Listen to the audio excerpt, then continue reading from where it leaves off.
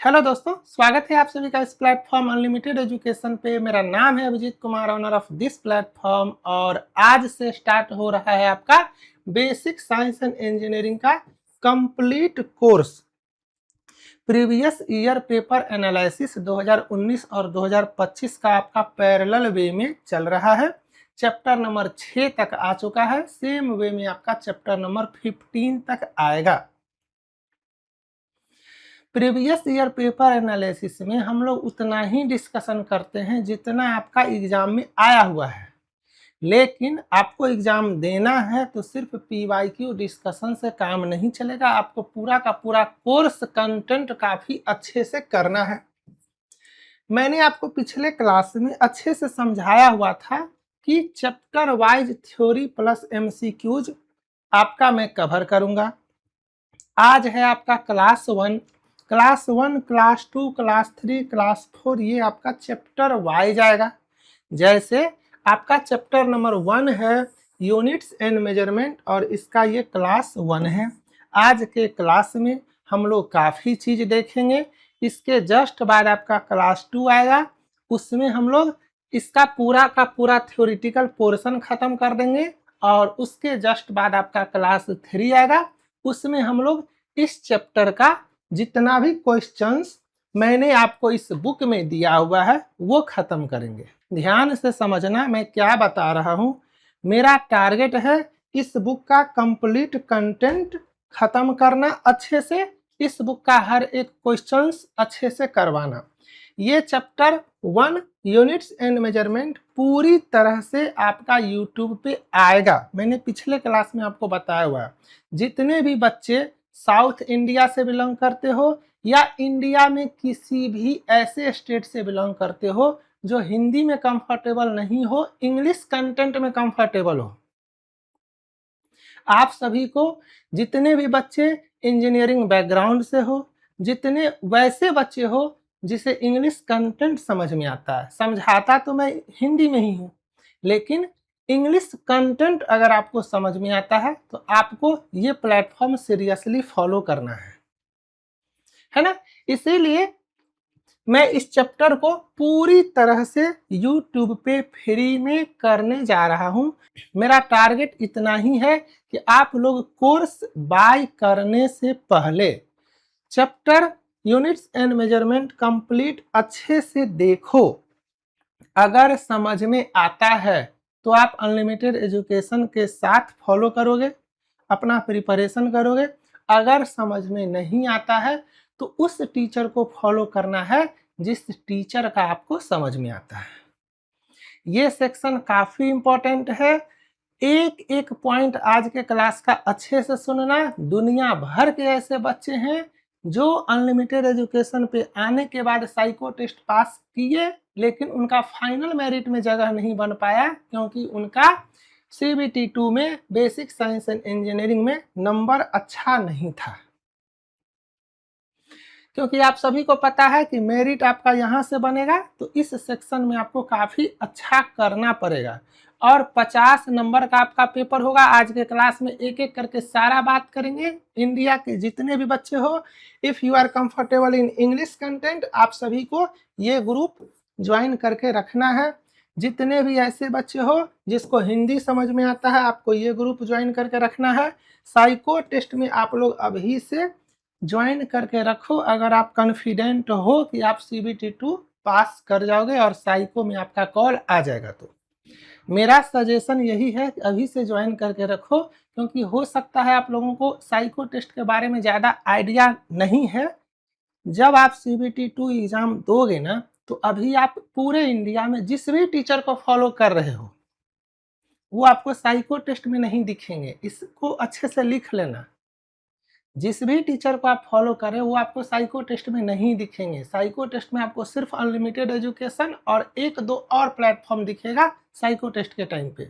तो अभी से दिमाग खोल करके रखना है कि आपको अनलिमिटेड एजुकेशन से साइको टेस्ट का प्रिपरेशन करना है, ठीक है। CBT 2 मैं हमेशा बोलता हूँ, आप CBT 2 अगर आपको अनलिमिटेड का समझ में आता है तो अनलिमिटेड से करो, नहीं समझ में आता है तो किसी और जगह से करो, लेकिन साइको टेस्ट का प्रिपरेशन अभी से दिमाग खोल करके रखना। कहीं कुछ ऐसा मिस्टेक ना हो जाए जो एग्जाम साइको का देने के बाद रिग्रेट फील करना। ठीक है, जो भी लोग फॉलो कर रहे हो, साइको टेस्ट के टाइम पे साइको टेस्ट लेने से पहले 10, 20, 25, 50 सीनियर से पूछ लेना, अच्छे से रिसर्च कर लेना, फिर पैसा लगा के अच्छे से प्रैक्टिस करना। बाकी साइको टेस्ट के टाइम पे मैं आपको काफ़ी अच्छे से समझाऊंगा, तो इस ग्रुप को आपको ज्वाइन करके रखना है। आप बस शॉर्टकट में इतना समझ जाओ कि 60% से लेकर 70% बच्चा तक मार्केट का सिर्फ और सिर्फ इस प्लेटफॉर्म पे आएगा। ठीक है, आज के क्लास का पीडीएफ आपको यहाँ पे मिलेगा। चूंकि ये चैप्टर 1 का फर्स्ट क्लास है, तो थोड़ा सा टाइम लूंगा, हर एक चीज को समझाऊंगा, आपको अच्छे से समझना है। ये आपका CBT 2 का पैटर्न है, जिसमें पार्ट बी जो ट्रेड पेपर होता है उसमें आपको कोई रिजर्वेशन का बेनिफिट नहीं मिलेगा। 35% मार्क्स लाना जरूरी है। 35% से कम अगर आएगा तो आप समझ लो कि आपका पार्ट ए का पेपर चेक ही नहीं होगा, आप उसी से बाहर हो जाओगे। तो जितने भी बच्चे हो, पार्ट बी में दुनिया भर का मेहनत नहीं करना है, लेकिन इतना मेहनत जरूर करना है कि आप लोग जो है सो पार्ट बी पास करो। और पार्ट ए जो है वो 90 मिनट में आपका 100 क्वेश्चन का पेपर होगा और इसी पे आपका मेरिट बनेगा। तो इसको आपको जितना अच्छा से करना है उतना अच्छा से करोगे। और पार्ट ए में 3 सब्जेक्ट है आपका, मैथ्स, रीजनिंग और बेसिक साइंस एंड इंजीनियरिंग। ये दोनों सेक्शन आपका CBT 1 में भी होता है, स्टेशन मास्टर के एग्जाम में भी होता है, टेक्नीशियन के भी एग्जाम में होता है। तो बच्चों का इस पेपर पे अच्छा कमांड होता है। ये जो सेक्शन है वो सिर्फ और सिर्फ आपका ALP CBT 2 में और टेक्नीशियन में ये पेपर होता है, और ये पूरी तरह से नया पेपर है ना। तो बच्चे इसको अगर अच्छे से करेंगे, और ये सब्जेक्ट आपको हर एक टीचर नहीं पढ़ा सकता है। आपने स्टार्टिंग में मेरा क्वालिफिकेशन देखा होगा, ये इंजीनियरिंग बैकग्राउंड का सिलेबस है। मैंने एमटेक किया हुआ है यहाँ से NIT अगरतला से, और मैकेनिकल इंजीनियरिंग में मैंने बीटेक किया हुआ है, थर्मल साइंस में मैंने एमटेक किया हुआ है, और मेरा एरिया ऑफ इंटरेस्ट जो है उसी से कह सकते हो कि ये सिलेबस है। तो इसको आपको काफ़ी अच्छे से करना है। ये जितना ज़्यादा अच्छा से करोगे, इसमें जितना ज़्यादा नंबर लाओगे, ये आपका 50 नंबर का पेपर होगा। कितना नंबर का? 50 नंबर का। इसमें आप जितना ज़्यादा ला सकते हो, 45 भी ला सकते हो, 48 भी ला सकते हो, 43 भी ला सकते हो, 35 भी ला सकते हो, 25 भी ला सकते हो। जितना ज़्यादा लाओगे उतना आपके लिए अच्छा होगा। क्यों? क्योंकि रिटन एग्जाम का 70% स्कोर आपका फाइनल मेरिट में ऐड होगा, और साइको टेस्ट का 30%। तो साइको टेस्ट का बात साइको टेस्ट के टाइम पे करेंगे। 70% वेटेज है, आपको काफ़ी अच्छे से करना है। इतना आपको पता चला? चलो इसके आगे चलते हैं। ये जो आपका है, ये टोटल 15 चैप्टर है, जिसमें आपका 10 chapter basic science and engineering का है, और 5 चैप्टर जो है वो आपका इंजीनियरिंग ड्राइंग का है। पूरा का पूरा 15 चैप्टर से आपका 50 क्वेश्चन आएगा, जिसमें से सिर्फ 6 चैप्टर, ध्यान से सुनना क्या बता रहा हूँ, सिर्फ 6 चैप्टर। कौन कौन?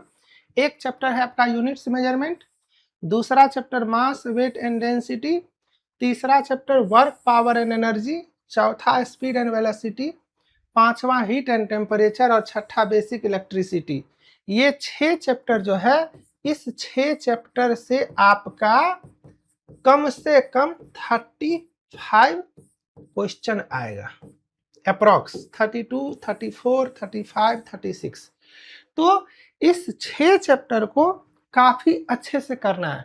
दुनिया भर के मेहनत करने से कभी सिलेक्शन नहीं होता है, इस बात को लिख लेना कहीं पे। आपको हार्ड वर्क तो करना है, विदाउट हार्ड वर्क आप कुछ नहीं कर सकते हो, लेकिन स्मार्ट वे में करना है, स्ट्रेटेजिकली आपको फॉलो करना है हर एक चीज, है ना। मान करके चलो एक चैप्टर है IT लिटरेसी, पूरा का पूरा कंप्यूटर साइंस बीटेक का सिलेबस पढ़ोगे, और एक क्वेश्चन 2 क्वेश्चन आएगा, और हो सकता है आपसे वो फिर भी ना बने। तो उसमें दुनिया भर का मेहनत नहीं करना है, दुनिया भर का मेहनत उस पर करना है जो आप आसानी से 35, 40, 45, 43 नंबर ला सकते हो। 50 का टारगेट करना है, लेकिन आप खुद से सोचो कि आपका कितना आता है बेसिक साइंस एंड इंजीनियरिंग में, उससे अगर आप 5 नंबर ज़्यादा ले आओगे तो आपका सिलेक्शन फाइनल हो सकता है। तो उस तरीका से जो है आपको स्ट्रेटजी बना करके पढ़ना है। तो ये आपको पता चला 6 चैप्टर आपको काफ़ी अच्छे से करना है। इस 6 चैप्टर का PYQ डिस्कशन 2019 और 2025 का मैंने किया हुआ है, आप लोग उसको देख लेना। बार बार बच्चे कोर्स परचेज करने से पहले पूछते हैं कि सर कोर्स में क्या क्या मिलेगा। तो कोर्स में हर वो चीज़ मिलेगा जो आपके सिलेक्शन के पॉइंट ऑफ व्यू से काफ़ी इंपॉर्टेंट है। आपको क्या क्या चाहिए? आपको बुक का PDF चाहिए, आपको क्लास नोट्स का PDF चाहिए, आपको टेस्ट सीरीज चाहिए, आपको प्रीवियस ईयर पेपर का टेस्ट सीरीज चाहिए, आपको चैप्टर वाइज टेस्ट सीरीज चाहिए, आपको सब्जेक्ट वाइज टेस्ट सीरीज चाहिए, आपको वीडियो क्लास चाहिए, आपको क्या क्या चाहिए? हर वो चीज़ जो आपके प्रिपरेशन में आपका हेल्प कर सकता है, सब कुछ मिलेगा। बस इतना ही समझो कि कोर्स कंटेंट जो है ना वो इंग्लिश में होगा और एक्सप्लेनेशन जो है जैसे मैं अभी बोल रहा हूँ सेम वे में वैसा होगा। फिर भी डाउट है तो इस चैप्टर में टोटल 3 क्लास आएगा, पूरा का पूरा 3 क्लास अच्छे से देखो, डिसाइड करो, समझ में आए तो लेना। जितने भी बच्चे हिंदी मीडियम वाले हो ना, आप सभी को हिंदी का book, previous year paper, test series previous year का, ये सारा मैं फ्री में एक्सेस दे देता हूं। आप लोग अपना जाना लगाना। इतना आपको समझ में आया? बाकी इसको आप लोग अच्छे से पढ़ लो। टेस्ट सीरीज जो है वो दोनों लैंग्वेज में होगा, कोई दिक्कत नहीं है। 6 महीना 12 महीना जो आपको लेने का मन हो वो ले सकते हो। कंप्लीट बुक का PDF जो है वो इंग्लिश और हिंदी अलग अलग, बोथ लैंग्वेज एक साथ नहीं, अलग अलग। इंग्लिश वाला अलग, हिंदी वाला अलग। जो हिंदी वाले हो सिर्फ हिंदी वाला देखोगे, जो इंग्लिश वाले हो सिर्फ इंग्लिश वाला देखोगे, कोई दिक्कत नहीं है। Previous year questions PYQ chapter wise, जिसको आप लोग अच्छे से पढ़ लो, है ना। चलो, यहाँ पे इस तरह का आपका कोर्स दिखेगा, है ना, इंग्लिश कंटेंट, ताकि किसी से मिस्टेक ना हो कि बाय कर लो और बाद में बोलो सर मुझे हिंदी चाहिए था, गलती से ये ले लिए। तो ऐसा प्रॉब्लम ना हो, इसीलिए मैंने इंग्लिश कंटेंट लिख दिया है। फिर बाय नाउ करोगे वहाँ भी इंग्लिश कंटेंट ही आएगा, सब कुछ हर चीज़ हर जगह पे आएगा, ताकि किसी को कोई मिस्टेक ना हो। ये बुक जो है आप सभी के पास में होना चाहिए। नेक्स्ट प्रिंटिंग से पहले आई थिंक 100+ बुक्स मेरे पास बचा हुआ है। इसके बाद आपका नेक्स्ट प्रिंट होगा, और नेक्स्ट प्रिंट में कितना टाइम लगेगा ये मुझे नहीं पता, है ना। ठीक है, चलो, सिर्फ ये चेंज करना है। बुक प्रिंटिंग के बाद से ये 50 नंबर हुआ है। पहले आपका basic science and engineering 40 number का ही होता था, है ना। तो अब बस ये 50/50 होगा और आपका नेक्स्ट प्रिंटिंग स्टार्ट हो जाएगा, ये 100 बुक्स आउट ऑफ स्टॉक होते ही। चलो, ये कोर्स का प्राइस है। इसमें आप लोगों को ये कोड दिखेगा, लेकिन इसको मत लगाना, है ना। जो लोग लेक्चर देख रहे हो आप लोग ये कोड लगा लेना। यहाँ पे मैंने लगा के दिखाया हुआ है। 6 महीना वाला 549 हो जाएगा और आपका 1 साल वाला 649 हो जाएगा। कूपन कोड है आपका BSED, basic science and engineering drawing 500। ये कोड आप लोग अप्लाई करना, आपका कोर्स स्टार्ट हो जाएगा। कोर्स कंटेंट फॉलो करना है, ग्रुप में रहना है। मैं लाइव क्लास कभी लेता नहीं हूँ। आपको अच्छा खासा वेल मैनर्ड में कम टाइम में ज़्यादा कंटेंट, मेरा आदत है कम टाइम में ज़्यादा कंटेंट देने का, डिलीवर करने का। वो सब आपको कोर्स में मिलेगा। अपना शांति से फॉलो करोगे, चैप्टर वाइज अच्छे से नोट्स बनाओगे, टेस्ट सीरीज से प्रैक्टिस करोगे, क्विक रिवीजन के लिए PDF का हेल्प लोगे। कोई डाउट होता है तो ग्रुप में पूछोगे, सीरियस बच्चा की तरह सिलेक्शन होगा, है ना। लाइव क्लास में जितना देर आप लोग टीचर्स के आने का वेट करते हो ना, उतना देर में हम लोग कहाँ से कहाँ निकल जाते हैं पढ़ा के। ठीक है, चलो, ये चैप्टर 1 है, यूनिट्स एंड मेजरमेंट। ये इंपॉर्टेंट टॉपिक है, आप लोग देख लो, है ना। इसके बारे में अच्छे से बात करेंगे। जैसे आप लोगों ने देखा होगा PYQ में एरर इन मेजरमेंट से काफ़ी क्वेश्चन आया था। काफ़ी सारे टीचर्स ऐसा है जो ये करवाते ही नहीं है ना। और ये अनलिमिटेड एजुकेशन के बुक में 4 साल पहले से डाला हुआ है। ठीक है, तो ये आपको समझ में आया। चलो स्टार्ट करते हैं। स्टार्ट करने से पहले जितने भी बच्चे हो ना, PYQ डिस्कशन यूट्यूब पे भी अवेलेबल है और कोर्स में भी अवेलेबल है, ये अच्छे से देख लेना। इसमें 2019 और 2025 का जितना भी क्वेश्चंस है सारा अच्छे से एक्सप्लेन किया हुआ है, काफ़ी डीप में, काफ़ी डिटेल्स में, है ना। क्योंकि अब इसमें जो क्वेश्चन मैंने डिस्कस कर दिया वो मैं अब दोबारा से डिस्कस नहीं करूँगा। एक ही क्वेश्चन को बार बार डिस्कस करके क्या फ़ायदा, वो तो आप जान चुके हो, है ना। तो आप जैसे इसको देख लोगे और उसके बाद आप यूनिट्स एंड मेजरमेंट का कंप्लीट चैप्टर का वीडियोज देखोगे तो आपको आइडिया लग जाएगा कि आप किस वे में प्रिपरेशन कर रहे हो, है ना। तो जितने भी बच्चे हो, जैसे आप ये सब देख के रखना, और देखने के बाद जब मैं क्लास लूंगा आपका पेड कोर्स में चैप्टर 2 से लेकर के चैप्टर 15 तक, तो जब देखे हुए रहोगे तो आपको एग्जैक्ट पता चलेगा कि किस वे में आपका प्रिपरेशन चल रहा है, कैसे आपको करना है। इतना आपको समझ में आया। चलो अब स्टार्ट करते हैं हम लोग आज का क्लास। यहाँ से इससे पहले का जितना भी चीज था आप इसको फर्स्ट क्लास था तो आप एडवर्टाइजिंग समझो या बेसिक इंफॉर्मेशन समझो। अब यहाँ से स्टार्ट करते हैं कि फिजिकल क्वांटिटी होता क्या है। तो हर वो क्वांटिटी जिसका हम लोग यूज करते हैं या हेल्प लेते हैं फिजिक्स को डिफाइन करने के लिए, फिजिक्स के लॉ को डिफाइन करने के लिए, तो उसको हम लोग फिजिकल क्वांटिटी बोल सकते हैं। शॉर्टकट में इतना ही समझो, है ना। तो यहाँ पे मैंने लिखा हुआ है कि all those quantities that can be measured directly और indirectly and in terms of which the law of physics can be expressed are called physical quantity. ये आपको समझ में आया। चलो यहाँ से फिजिकल क्वांटिटी जो है ये सारा आपको बुक में भी है, वो आपको दो तरह का होता है, फंडामेंटल और डिराइव्ड। फिजिकल क्वांटिटी आपका दो तरह का होता है, फंडामेंटल क्वांटिटी और डिराइव्ड क्वांटिटी। अब फंडामेंटल क्वांटिटी क्या होता है, तो फंडामेंटल क्वांटिटी जो है सबसे पहली बात कि इसको बेस और इंडिपेंडेंट दोनों याद रखना। इंडिपेंडेंट क्वेश्चन में कभी कभी बेस वर्ड का यूज करके क्वेश्चन पूछेगा, कभी कभी इंडिपेंडेंट वर्ड का यूज करके क्वेश्चन पूछेगा। मैं आपको हर एक चीज दिखाऊंगा। तो इसका सबसे पहले fundamental physical quantity which can be treated as, यहाँ पे लिखा हुआ है देखो, independent of other physical quantities and are not usually defined in terms of other physical quantities are called fundamental quantities. अब यहाँ पे आपने देखा कि मैंने लिखा हुआ है कि बेस क्वांटिटी और इंडिपेंडेंट क्वांटिटी। इंडिपेंडेंट का मतलब ही होता है डोंट डिपेंडेंट या डजंट डिपेंडेंट, या किसी और पे डिपेंडेंट नहीं होता है। तो ऐसा क्वांटिटी जिसको मैं किसी और फॉर्म में नहीं लिख सकता हूं वो मेरा फंडामेंटल क्वांटिटी है।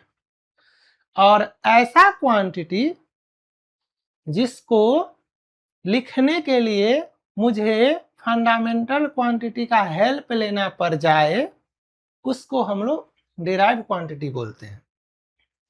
इतना आपको समझ में आया। तो फंडामेंटल क्वांटिटी कितना होता है, ये क्वेश्चन है आसान, लेकिन क्वेश्चन आपका एएलपी में बहुत बार आया हुआ है। तो फंडामेंटल क्वांटिटी 7 होता है।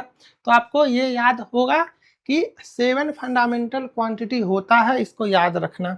लेकिन अब ये 7 कौन कौन होता है तो ये याद रखना है ना। ये आपको याद रखना है, ये नहीं कि मैं आपसे पूछूंगा कि मास होता है फंडामेंटल या नहीं, आप बताओ, आपको याद रखना है ना। तो mass, length, time, current, luminous intensity, amount of substance, और एक क्या बचा, एक और क्या बचा, टेम्परेचर। तो ये सातों आपको याद रखना है। 7 फंडामेंटल क्वांटिटी, उसी को 7 बेस क्वांटिटी, उसी को 7 इंडिपेंडेंट क्वांटिटी बोलते हैं। इसका नंबर कितना होता है? टोटल 7 होता है। क्या क्या होता है ये आपको पता चला, इसको याद रखना। चलो, डिराइव्ड फिजिकल क्वांटिटी, मैंने अभी आपको बताया कि derived physical quantity are those quantity that are obtained by combining 2 or more fundamental physical quantities using mathematical operations such as multiplication और division। मतलब डिराइव क्वांटिटी, देखो इससे समझो, डिराइव क्वांटिटी का मतलब होता है जिसको हम लोग डिराइव कर सकते हैं। अब जैसे यहाँ पे वेलोसिटी दिया हुआ है, तो वेलोसिटी होता है आपका डिस्प्लेसमेंट बाय टाइम। तो ये हुआ आपका मीटर और ये हुआ आपका सेकेंड। मीटर क्या है? फंडामेंटल क्वांटिटी है, फंडामेंटल यूनिट है फंडामेंटल क्वांटिटी का, और सेकेंड क्या है? फंडामेंटल क्वांटिटी का यूनिट है। तो डिवीजन के हेल्प से, मैथमेटिकल ऑपरेशन के हेल्प से दो अलग अलग फंडामेंटल यूनिट से हम लोग डिराइव किए हैं वेलोसिटी का यूनिट। इतना आपको समझ में आया? चलो फास्ट खींचेंगे। सप्लीमेंट्री यूनिट क्या होता है?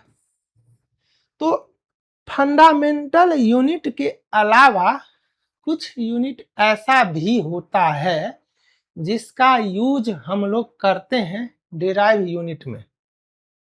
मतलब डिराइव यूनिट क्या होता है? डिराइव यूनिट होता है जो फंडामेंटल यूनिट के हेल्प से मैथमेटिकल ऑपरेशंस वगैरह लगा करके हम लोग डिराइव करते हैं। तो डिराइव यूनिट निकालने के लिए फंडामेंटल यूनिट के साथ साथ कुछ ऐसा भी यूनिट होता है जिसका हम लोग यूज करते हैं, वही सप्लीमेंट्री यूनिट कहलाता है। और ये यूनिट जो होता है वो डायमेंशन लेस होता है। तो supplementary units are the dimensionless. तो ये याद रखना, यहां से क्वेश्चन बनता है कि सप्लीमेंट्री यूनिट डायमेंशन लेस होता है। ठीक है, units that are used along with the base unit to form derived unit in the international system the supplement. अब सप्लीमेंट्री यूनिट कौन कौन सा होता है? तो आपको आता होगा, एक रेडियन होता है और एक स्टेरेडियन होता है। रेडियन और स्टेरेडियन। तो स्टेरेडियन सॉलिड एंगल का यूनिट है और रेडियन आपका प्लेन एंगल का यूनिट है। यहाँ पे बच्चे कभी कभी कंफ्यूज कर जाते हैं, तो इसको आप लोग इससे याद रखना, एस से सॉलिड होता है और एस से स्टेरेडियन होता है। तो जब आप एक को याद कर लोगे तो दूसरा ऑटोमेटिकली आपका हो जाएगा। तो प्लेन एंगल का यूनिट क्या होता है? रेडियन होता है। और सॉलिड एंगल का यूनिट क्या होता है? स्टेरेडियन होता है। याद कैसे रखोगे? एस से सॉलिड और स्टेरेडियन का भी एस, एस एस। ठीक है, ये आपको समझ में आया। अब रेडियन का डेफिनीशन क्या होता है? रेडियन से रिलेटेड किस टाइप का क्वेश्चन पूछा जाता है, थोड़ा सा इसके बारे में बात कर लेते हैं। तो आप सभी लोग ये तो जानते होंगे कि theta equal to L by r या आर्क लेंथ बाय रेडियस होता है। ये आप सभी को पता होगा। जैसे सपोज करो ये एक सर्कल है और इसी सर्कल में ये एक छोटा सा पोर्शन है, ये थीटा है, ये आपका रेडियस आर है, और ये जो आर्क लेंथ है ये आपका L है। तो ये है तो सर्कल, ये लाइन कर्व लाइन है, लेकिन जब काफी छोटा अमाउंट लोगे ना तो ये जस्ट लाइक स्ट्रेट लाइन काम करेगा, है ना। तो ये एक लेंथ, छोटा अमाउंट है तो स्ट्रेट लाइन समझो। तो ये लेंथ बाय आर जो है वो आपका थीटा है। तो ये जो थीटा का वैल्यू निकलता है L बाय आर से, वही आपका रेडियन होता है। इतना आपको समझ में आया। Radian represented by RAD, it is the fundamental unit of plane angle. आपको पता है 1 radian is defined as the angle made by an arc of the circle equal to its radius at the center। अब अगर ये समझ में नहीं आता है तो ऐसे समझो कि ये L बाय आर हुआ ना, ये R जितना बड़ा है उतना ही बड़ा अगर L हो जाए, यहाँ से देखो, अगर आर्क लेंथ और रेडियस बराबर हो जाए तो इसका वैल्यू 1 हो जाएगा। तो वो 1 रेडियन हुआ। ठीक है, तो 1 रेडियन का डेफिनेशन वही हुआ कि जितना रेडियस है अगर उतना ही मेरा आर्क लेंथ हो जाए तब जो एंगल बनेगा वो मेरा 1 रेडियन हुआ। ये आपको समझ में आया। अब यहाँ से क्वेश्चन पूछता है तो ये आप याद कैसे रखोगे, ये याद करना काफी जरूरी है। तो सेंटर पे कितना डिग्री का कोण बनेगा, तो आप बोलोगे 360 डिग्री का, ये सबको पता होगा। यहाँ से ऐसे करके कितना बनेगा 360 डिग्री का, तो यही आपका 360। ठीक है, नहीं समझ में आता है तो ऐसे समझो, बचपन से ये तो जानते होगे ना कि π/2 जो होता है वो 90 डिग्री होता है, ये तो जानते हो ना। इसको 360 करो, 4 से गुना किए ना, इसको भी 4 से गुना करो, 4 गुना π/2 आया।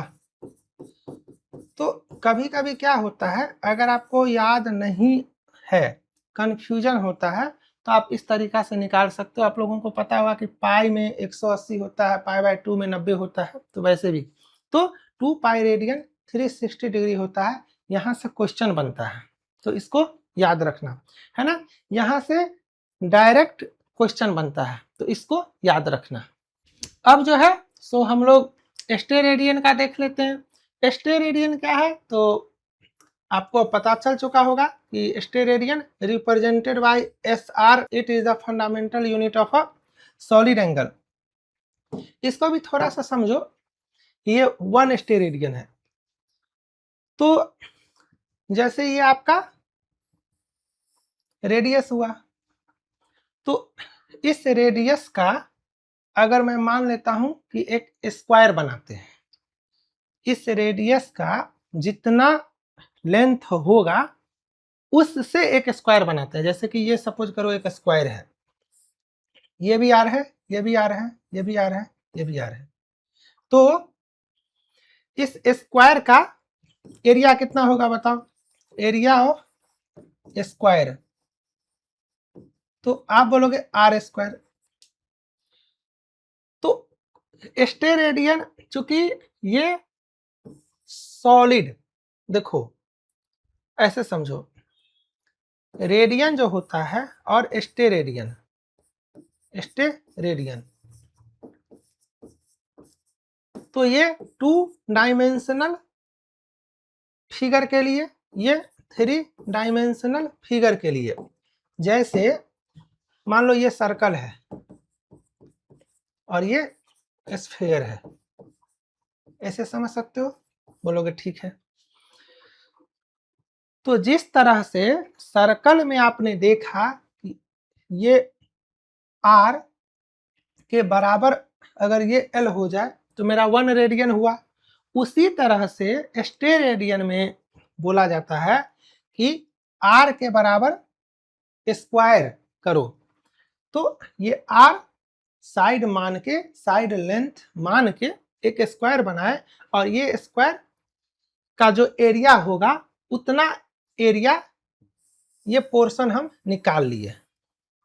नहीं समझ में आया, ये पोर्शन हम निकाल लिए, ये पोर्शन, इस पोर्शन का एरिया कितना है, जितना इस स्क्वायर का एरिया है। ये स्क्वायर का एरिया कहां से निकाले, ये स्क्वायर का साइड लेंथ कितना है, इस स्फीयर के रेडियस के बराबर। तो शॉर्टकट में ये समझो कि इस स्फीयर का रेडियस को साइड लेंथ मान के एक स्क्वायर बनाएंगे, उस स्क्वायर का जो एरिया होगा उतना एरिया यहां से कट करेंगे, और उस एरिया के द्वारा जितना एंगल बनेगा वही मेरा एंगल स्टेरेडियन होगा। काफी आसान है, ये चीज आपको समझ में आया। तो यही है आपका फॉर्मूला।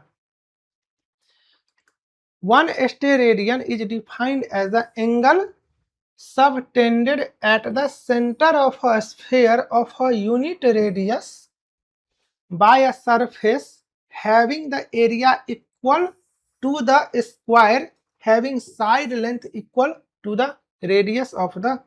यहाँ पे आप लोग इसको स्फीयर कर देना तो कंफ्यूजन नहीं होगा, है ना, जो मैंने बताया ठीक है।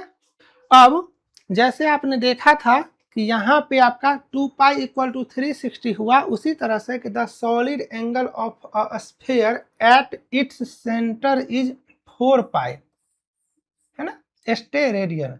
मतलब वहाँ पे 2 पाई था, आप यहाँ पे डबल करोगे। और अगर ऐसे भी समझ में नहीं आता है तो एक चीज और है, सर्कल के केस में और स्फीयर के केस में, वो समझ जाओ तो थोड़ा सा आपको हेल्प मिल जाएगा। स्टे रेडियन में हम लोग बोलते हैं कि सरफेस एरिया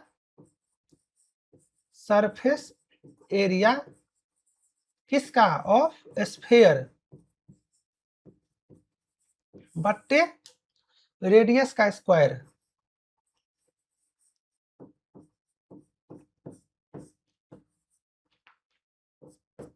कितना होगा सरफेस एरिया स्फीयर का, 4 पाई आर स्क्वायर बट्टे आर स्क्वायर। तो ये आपका 4 पाई आया। तो यही है आपका solid angle at the centre of sphere. ठीक है, ये आपको समझ में आया। तो ये स्टे रेडियन के लिए है, 3 डायमेंशनल फिगर में है, स्फीयर लेके किए हैं। और उसी तरह से अगर रेडियन के लिए करोगे, 2 डायमेंशनल में करोगे, सर्कल के लिए करोगे, तो सरकमफ्रेंस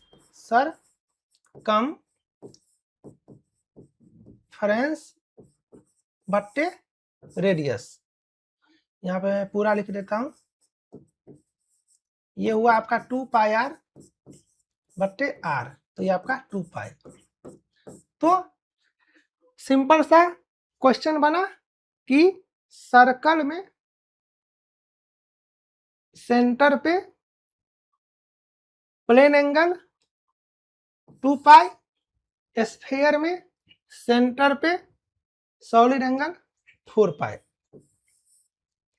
उम्मीद करता हूं यहाँ पे आपको समझ में आया। अगर नहीं समझ में आया तो एक बार आप रिपीट करो, है ना। और अगर फिर भी नहीं समझ में आए तो याद कर लेना कि मेरा प्लेन एंगल जो होता है 2 पाई इक्वल टू 360 डिग्री होता है, वो रेडियन में होता है। ये 4 पाई स्टे रेडियन में होता है, ये स्फीयर में होता है, 3 डायमेंशनल फिगर में होता है। और ये लाइन देख लो, क्योंकि रेलवे का कोई भरोसा नहीं है, वो यहाँ से डेफिनेशन से भी हो सकता है, तो क्वेश्चन आपका पूछ सकता है। चलो, ये आपको समझ में है। अब फंडामेंटल यूनिट 7 होता है, आपको याद हो चुका है। कौन कौन होता है ये आपको याद हो चुका है। इसका यूनिट देख लो।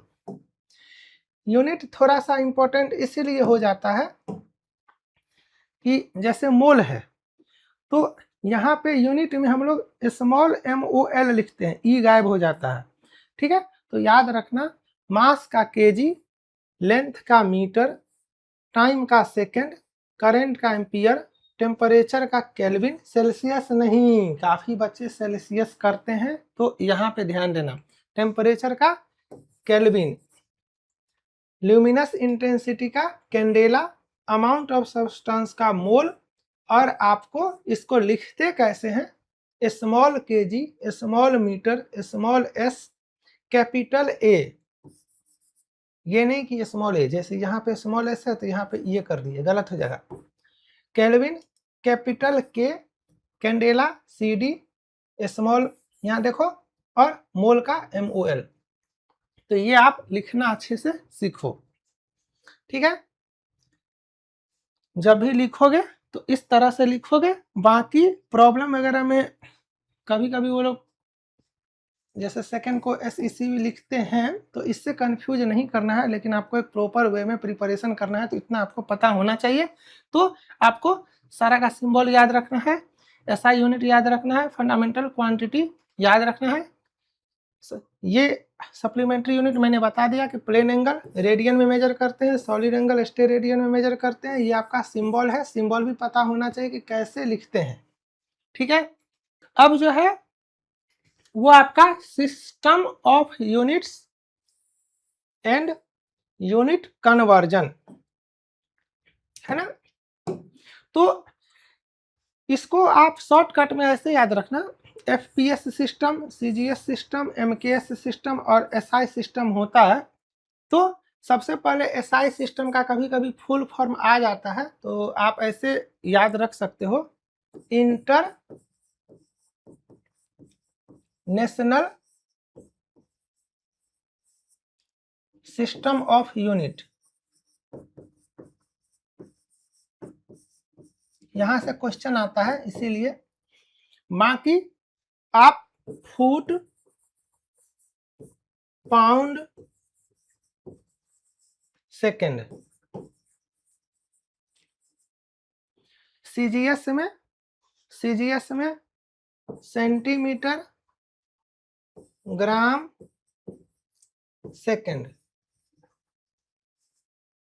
एमकेएस में मीटर, किलोग्राम, सेकेंड।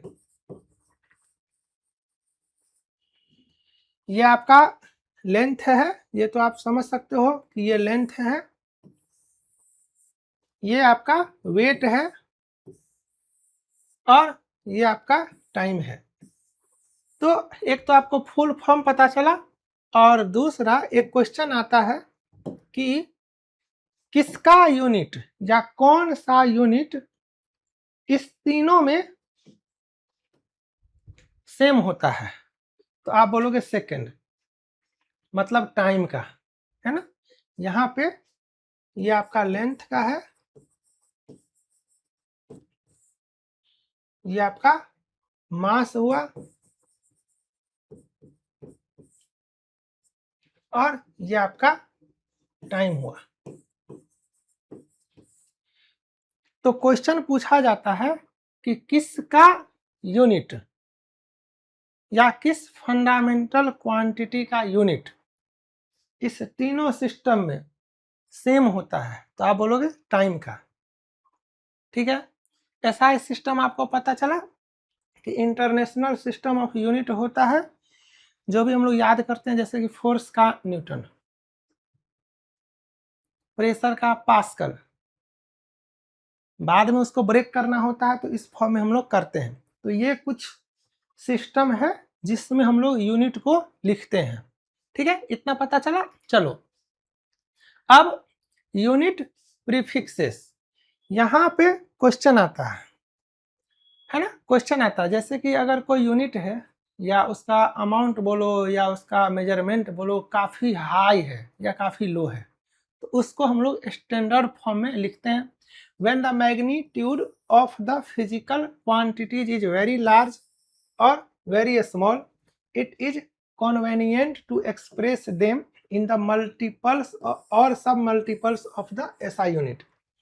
ठीक है, कुछ भी, जैसे मान लो ये है, इतना जूल है, तो हम लोग डायरेक्ट लिखते हैं 10⁶ जूल, और इसको हम लोग लिखते हैं डायरेक्ट 1 मेगा जूल या 1 मेगा जूल। तो ये मेगा का मतलब क्या हुआ, ये मेगा का मतलब हुआ 10⁶।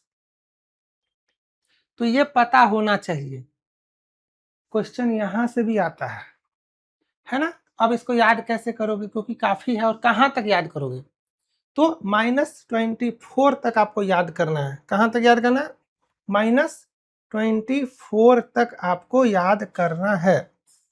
ठीक है, चलो यहां से स्टार्ट करते हैं।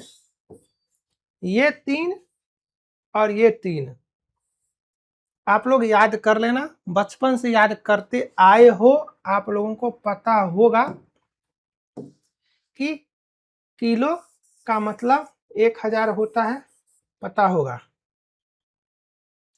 डे का हेक्टो याद करना है, डेसी सेंटी आप लोगों को पता होगा, डेसी सेंटी मिली ये सब लोगों को पता है, ये समझ में आया। उसके बाद ये और ये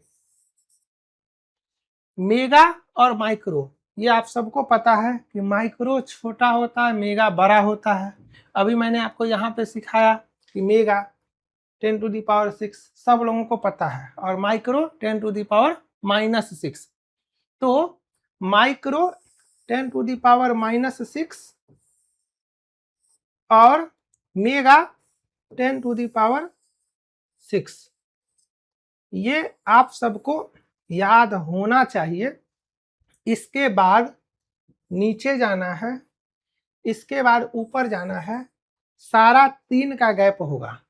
क्या होगा? 3 का गैप। तो 9, 12, 15, 18, 21, 24 सेम वे में 9, 12, 15, 18, 21, 24 यहाँ हाइड हो गया। मैं उसको राइट कर देता हूँ, PDF आपको चला जाएगा, वहां से अपना देख लेना। अब आपको इससे पकड़ना है, जो इसको प्रोनाउंसिएशन करते हो ना, ओ मतलब माइक्रो, तो यहां से जाना है micro, nano, pico, femto, atto, zepto, yocto. O sounds end with o. Mega sounds end with a, आ। ठीक है, mega, giga, tera, peta, exa, zetta, yotta. इतना आपको समझ में आया? तो इसको आपको याद रखना है। डेका, हेक्टो याद रखना, डेसी, सेंटी, मिली सब लोगों को पता है। मेगा 10⁻6, उसके बाद नीचे 10⁻9, 12, 15, 18, 21, 24। उसी तरह से 10⁻6, -9, -12, -15, -18, -21, -24।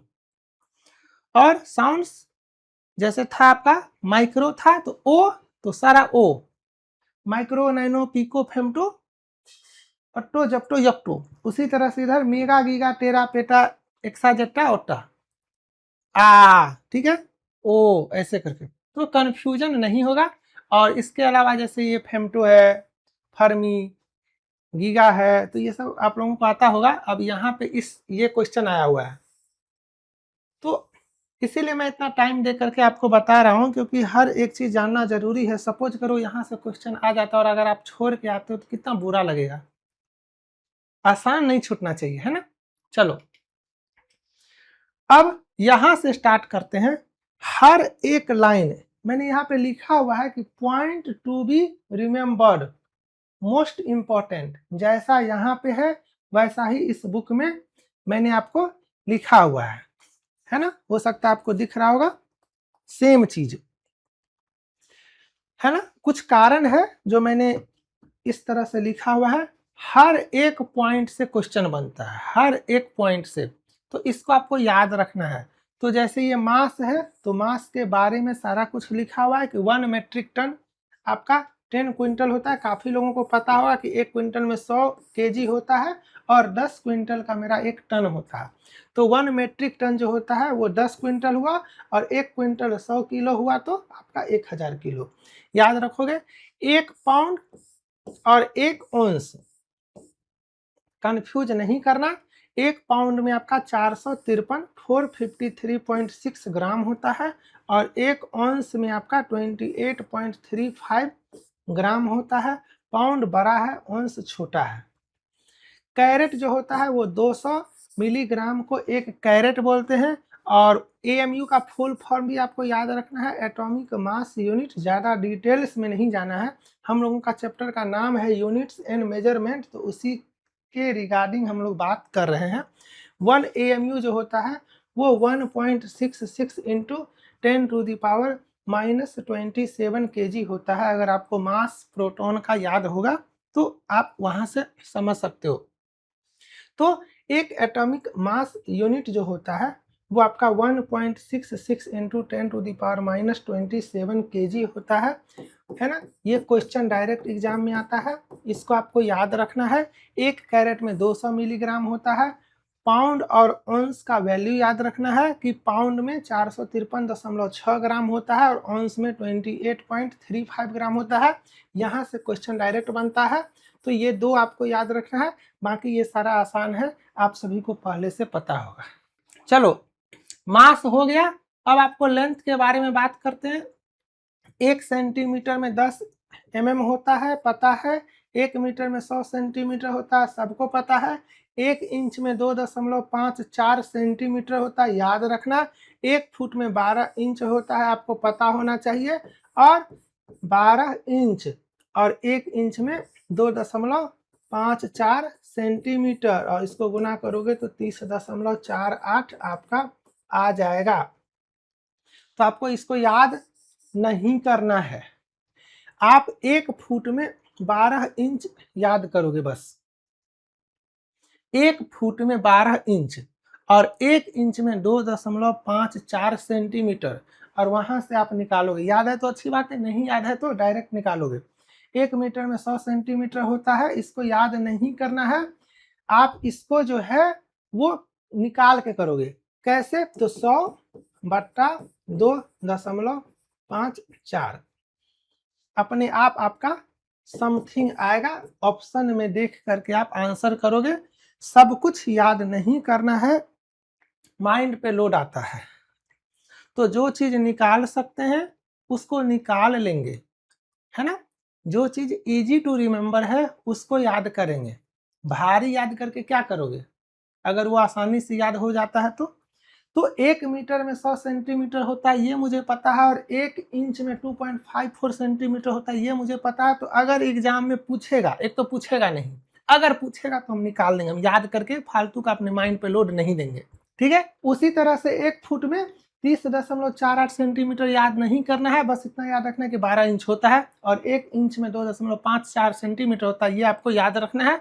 और उसी तरह से 1 यार्ड जो होता है वो 3 फुट का होता है, ये याद नहीं रखना है। ये क्वेश्चन काफी इंपॉर्टेंट है, ये एग्जाम में आता है, लेकिन इसको आपको याद नहीं रखना है। आपको बस इतना याद रखना है कि 1 यार्ड में मेरा 3 फुट होता है।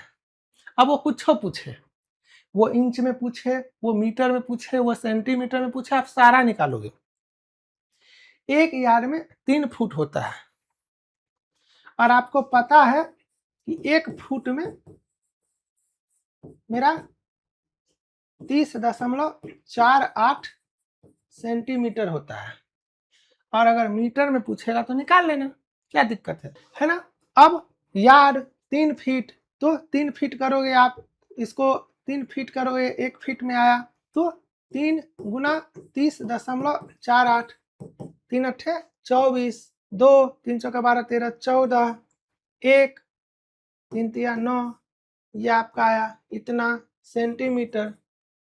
और इसको अगर मीटर में करना है तो फिर आप इतना बट्टे 100 करो, ये आपका मीटर, ये आपका 0.914 मीटर, यही तो है। तो सब कुछ याद नहीं करना है। 1 यार्ड में 3 फुट, 1 फुट में 12 इंच, 1 इंच में 2.54 सेंटीमीटर। अब जो पूछेगा हम सारा निकालेंगे, ठीक है। चलो, नॉटिकल माइल याद रखना और एस्ट्रोनॉमिकल यूनिट याद रखना। एस्ट्रोनॉमिकल यूनिट जो होता है इसको यूज करते हैं हम लोग distance between sun and earth के केस में, और इसका वैल्यू आपका ये होता है। तो कुछ कुछ चीज आपको याद रखना है। नॉटिकल माइल 1852 मीटर, डायरेक्ट रट जाओ, किलोमीटर छोड़ो, जब पूछेगा किलोमीटर में तो कन्वर्ट कर लेना है बट्टे 1000 से। 1852 मीटर आपको याद रखना है। लाइट ईयर, इसका मैं थोड़ा सा टेक्निक बता देता हूं, आप इसको ऐसे मत याद रखना। 1 लाइट ईयर इक्वल टू 10 के पावर 16 मीटर याद रखना, ठीक है। ये मैंने प्रीवियस ईयर में अच्छे से एक्सप्लेन किया हुआ है, इसीलिए बोलता हूं कि आप उसको अच्छे से देख लेना, है ना। और इसको जो है 10 गुना 10 के पावर 15 मीटर करेंगे, और इसको जो है 9 point something into 10 to the power 15 करेंगे। इसी से आप ऑप्शन से आंसर ले आओगे, ठीक है। और इसी को आप 9 point something into 10 to the power 12 kilometre करोगे, ठीक है। जो पूछेगा जैसे पूछेगा वैसे हम लोग करेंगे। उम्मीद करता हूँ यहाँ पे आपको अच्छे से समझ में आया। लाइट ईयर ये नहीं याद रखना है, बस इतना याद रखना है कि 10 टू द पावर 16 मीटर होता है, और लाइट ईयर जो होता है वो डिस्टेंस का यूनिट होता है। काफी लोग ईयर देख के टाइम बोल देते हैं और गलत करके आते हैं, और ये रेलवे का फेमस क्वेश्चन है। Light year unit of distance, light year का डेफिनेशन क्या होता है कि 1 ईयर में लाइट कितना डिस्टेंस ट्रेवल करता है उसको लाइट ईयर बोलते हैं, ठीक है। It is the distance traveled by light in 1 year. It is used for measuring astronomical distance. Light year is the unit of distance. मैंने काफी अच्छे से लिखा हुआ है ताकि आप लोग मिस मत करो। अब एक पारसेक, ये भी आपको याद नहीं करना है ना, ये सब याद आपको नहीं करना है। आप बस इतना याद रखना कि 3.26 लाइट ईयर होता है, लाइट ईयर होता है। अब जो पूछे ये कर देना, 10⁻16 मीटर कर देना, ठीक है। लाइट ईयर का सिखाया है ना, 10⁻16 मीटर हो गया, यहां से निकाल लेंगे। देखो अप्रोक्स सेम है, तो ऑप्शन में आप ऐसे ही करोगे, सिंपल याद रखना और इसी से आप बनाओगे।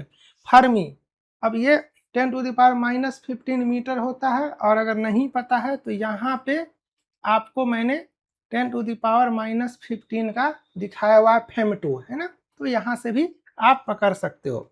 इतना आपको समझ में आया। एंगस्ट्रम 10⁻−10 है ना।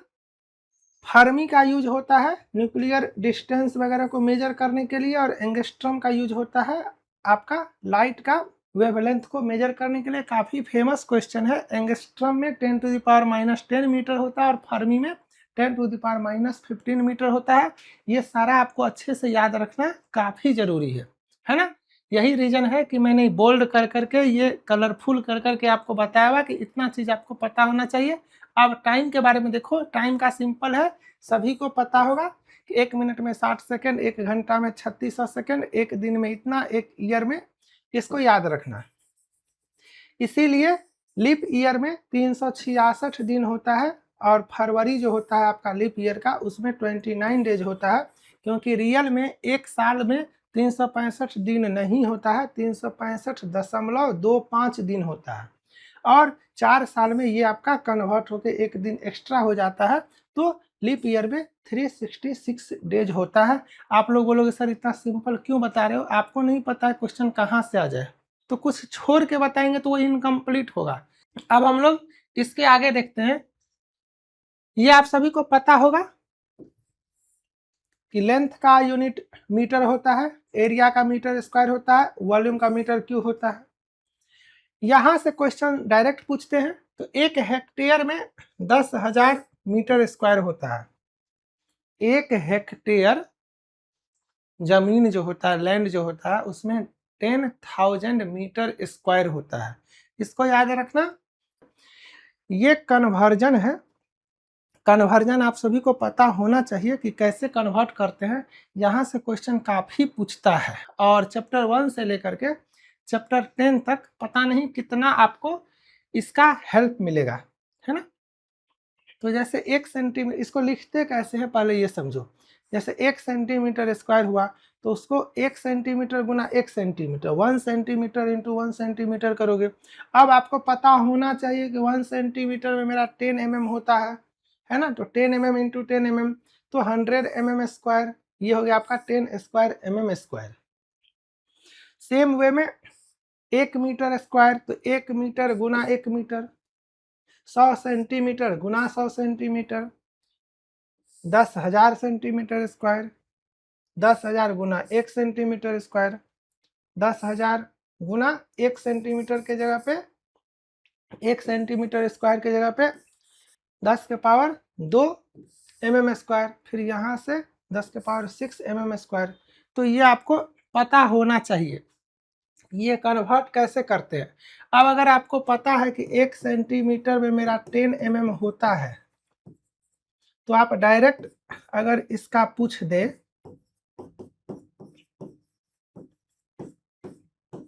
ऐसे करोगे। अगर आपको पता है कि 1 मीटर में अगर mm का पूछा है, तो आपको ये पता होना चाहिए कि 1 मीटर में मेरा 1000 mm होता है।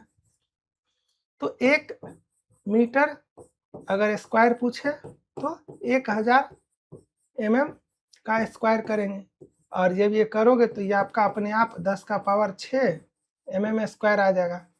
ये आपका अपने आप 10 के पावर 2 mm स्क्वायर आ जाएगा, है ना।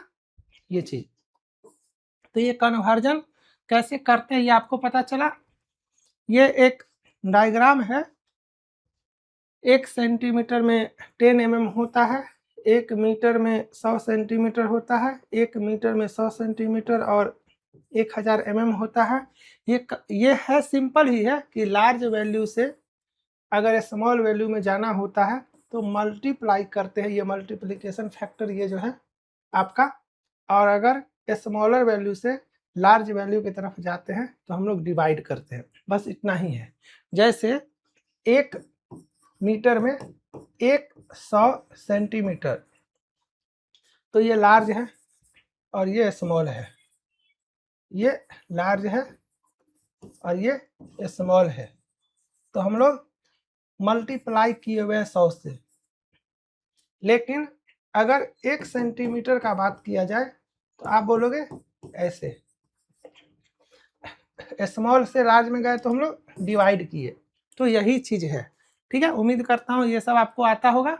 वॉल्यूम ऐसे लिखते हैं, मीटर गुना मीटर गुना मीटर, तो मीटर क्यूब। अब आप लोग के घर में जो पानी का टंकी होगा, अगर वो सीमेंट का बना होगा तो भी, और अगर वो प्लास्टिक का होगा तो भी, एक बार अच्छे से चेक करना। सीमेंट वाला इस तरह से होगा, इसमें लेंथ, विड्थ और हाइट, अगर आपके घर का टंकी 1000 लीटर का है तो 1 मीटर होगा, है ना। या अगर इस तरह का होगा, है ना आपका, तो भी आपका ये डाया जो है ये इस तरह से 1 मीटर ही होगा, है ना। तो यहां से आपको एक चीज समझ में आया कि 1 मीटर लेंथ, विड्थ और हाइट, मतलब 1 क्यूबिक मीटर में 1000 लीटर होता है। तो इसको आपको याद रखना है, ये क्वेश्चन डायरेक्ट पूछता है ना। अगर 1 मीटर लंबाई, चौड़ाई, ऊंचाई का जगह हो तो उसमें 1000 लीटर पानी आएगा। ठीक है, उसी तरह से अगर आपको 1 लीटर पानी रखना हो तो 10 सेंटीमीटर से हो जाएगा। जैसे ये 10 सेंटीमीटर है मान लो, ये तो 10, 10 और 10, इतना बड़ा एरिया बना लोगे तो उसमें आपका 1 लीटर आ जाएगा। तो इसको और इसको आपको याद रखना है, क्योंकि यहाँ से क्वेश्चन आपका डायरेक्ट पूछता है। अब यहाँ से ये कैसे आया, तो ये कन्वर्जन है। 1 मीटर क्यूब को इस तरह से लिखे, इसको इस तरह से लिखे, फिर इसको इस तरह से लिखे, यहाँ से फिर ये 1000 कट गया, फिर आपका ये आया, फिर आपका ये आया, तो यहाँ से हम लोग रिजल्ट निकाले जो ये आएगा। और ये काफी इंपॉर्टेंट है, 1 गैलन जो होता है वो आपका 4.54 लीटर होता है, इसको अच्छे से याद रखना। अब टेम्परेचर के बारे में बात करते हैं। Previous year heat and temperature अगर आप लोग देखे होंगे, वहां मैंने काफी अच्छे से समझाया है। शॉर्टकट में फिर से समझा देता हूं कि टेम्परेचर का यूनिट केल्विन होता है, और केल्विन को हम लोग डिफाइन कैसे करते हैं, तो केल्विन को हम लोग ट्रिपल पॉइंट ऑफ वाटर के हेल्प से डिफाइन करते हैं। और ट्रिपल पॉइंट ऑफ वाटर कितना होता है, ट्रिपल पॉइंट ऑफ वाटर जो होता है वो आपका 0.01 डिग्री सेल्सियस होता है। कितना होता है, 0.01 डिग्री सेल्सियस। और ट्रिपल पॉइंट ऑफ वाटर होता क्या है, तो जिस टेम्परेचर पे वाटर का तीनों फेज, मतलब सॉलिड, लिक्विड और वेपर को एग्जिस्ट करता है, उस टेम्परेचर को हम लोग कंसीडर करते हैं ट्रिपल पॉइंट ऑफ वाटर। तो ये कितना होता है, 0.01 डिग्री सेल्सियस। अब आप लोगों को पता होगा कि 0 डिग्री सेल्सियस जो होता है वो 273.15 केल्विन होता है, ये आपको पता होगा। तो 0.01 डिग्री सेल्सियस कितना होगा, तो आप बोलोगे 273.15 प्लस 0.01, मतलब 273.16 केल्विन ये होता है। तो ये क्या है, ये है ट्रिपल पॉइंट ऑफ वाटर, है ना, ट्रिपल पॉइंट ऑफ वाटर। तो इसको इसी से डिवाइड कर दो तो 1 केल्विन आ जाएगा। इसको अगर इसी से डिवाइड करेंगे तो 1 केल्विन आ जाएगा। तो इसीलिए डेफिनेशन होता है कि 1/273.16 पार्ट, मतलब 1/273.16 part of triple point of water is known as 1 kelvin. तो यहाँ जो मैंने आपको समझाया, इससे आप कितना चीज सीखे। 0 डिग्री सेल्सियस का वैल्यू आपको पता होना चाहिए, triple point of water Celsius में कितना होता है, triple point of water kelvin में कितना होता है, केल्विन का डेफिनेशन कैसे निकाल सकते हैं या कैलकुलेट कैसे करते हैं, ट्रिपल पॉइंट ऑफ वाटर का डेफिनेशन कितना होता है, ये सब काफ़ी इम्पोर्टेंट है, ये सब आपको पता होना चाहिए। इसी वे में आपको मैं पूरा का पूरा ख़त्म करूँगा। तो आप लोग देख रहे होगे कितना मैं कैसे समझा रहा हूँ, और उम्मीद कर रहा हूँ कि आप लोगों को समझ में आ रहा होगा। अब थोड़ा सा आगे जाने से पहले इसको समझने का कोशिश करो। ये आप नहीं भी याद करोगे तो चलेगा, कोई दिक्कत नहीं है। 3 तरह का यहाँ पे स्केल है, एक है आपका फ़ारेनहाइट, एक है आपका सेल्सियस और एक है आपका केल्विन। ये आपको पता चला। जितना समझा रहा हूँ उतना ही समझना, ठीक है, उसी से सब कुछ निकाल लेंगे। यहाँ पे है आपका फ्रीजिंग पॉइंट, लिखा हुआ है फ्रीजिंग पॉइंट। फ़ारेनहाइट स्केल पे फ्रीजिंग पॉइंट है, सेल्सियस स्केल पे फ्रीजिंग पॉइंट है और केल्विन स्केल पे फ्रीजिंग पॉइंट है। सेल्सियस स्केल, अब आप लोगों को पता होगा कि वाटर जो है उसका फ्रीजिंग पॉइंट सेल्सियस स्केल पे 0 डिग्री सेल्सियस होता है, ये आप लोग जानते होंगे, और उसका बॉइलिंग पॉइंट जो होता है वो 100 डिग्री सेल्सियस होता है, ये आप लोगों को पता होगा। तो इसके बीच का गैप कितना होगा, 0 और 100 के बीच में कितना गैप है, तो आप बोलोगे सर 100। तो वाटर का सेल्सियस स्केल पे फ्रीजिंग पॉइंट और बॉइलिंग पॉइंट के बीच में कितना का गैप है, तो आप बोलोगे 100, ठीक है।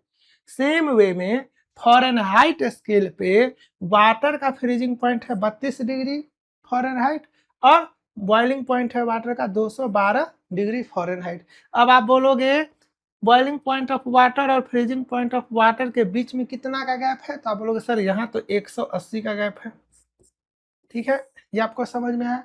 फ़ारेनहाइट में नीचे और ऊपर इसके बीच में 180 का गैप है, फ्रीजिंग पॉइंट और बॉइलिंग पॉइंट के बीच में। सेल्सियस पे 100 का गैप है और केल्विन पे भी 100 का गैप है।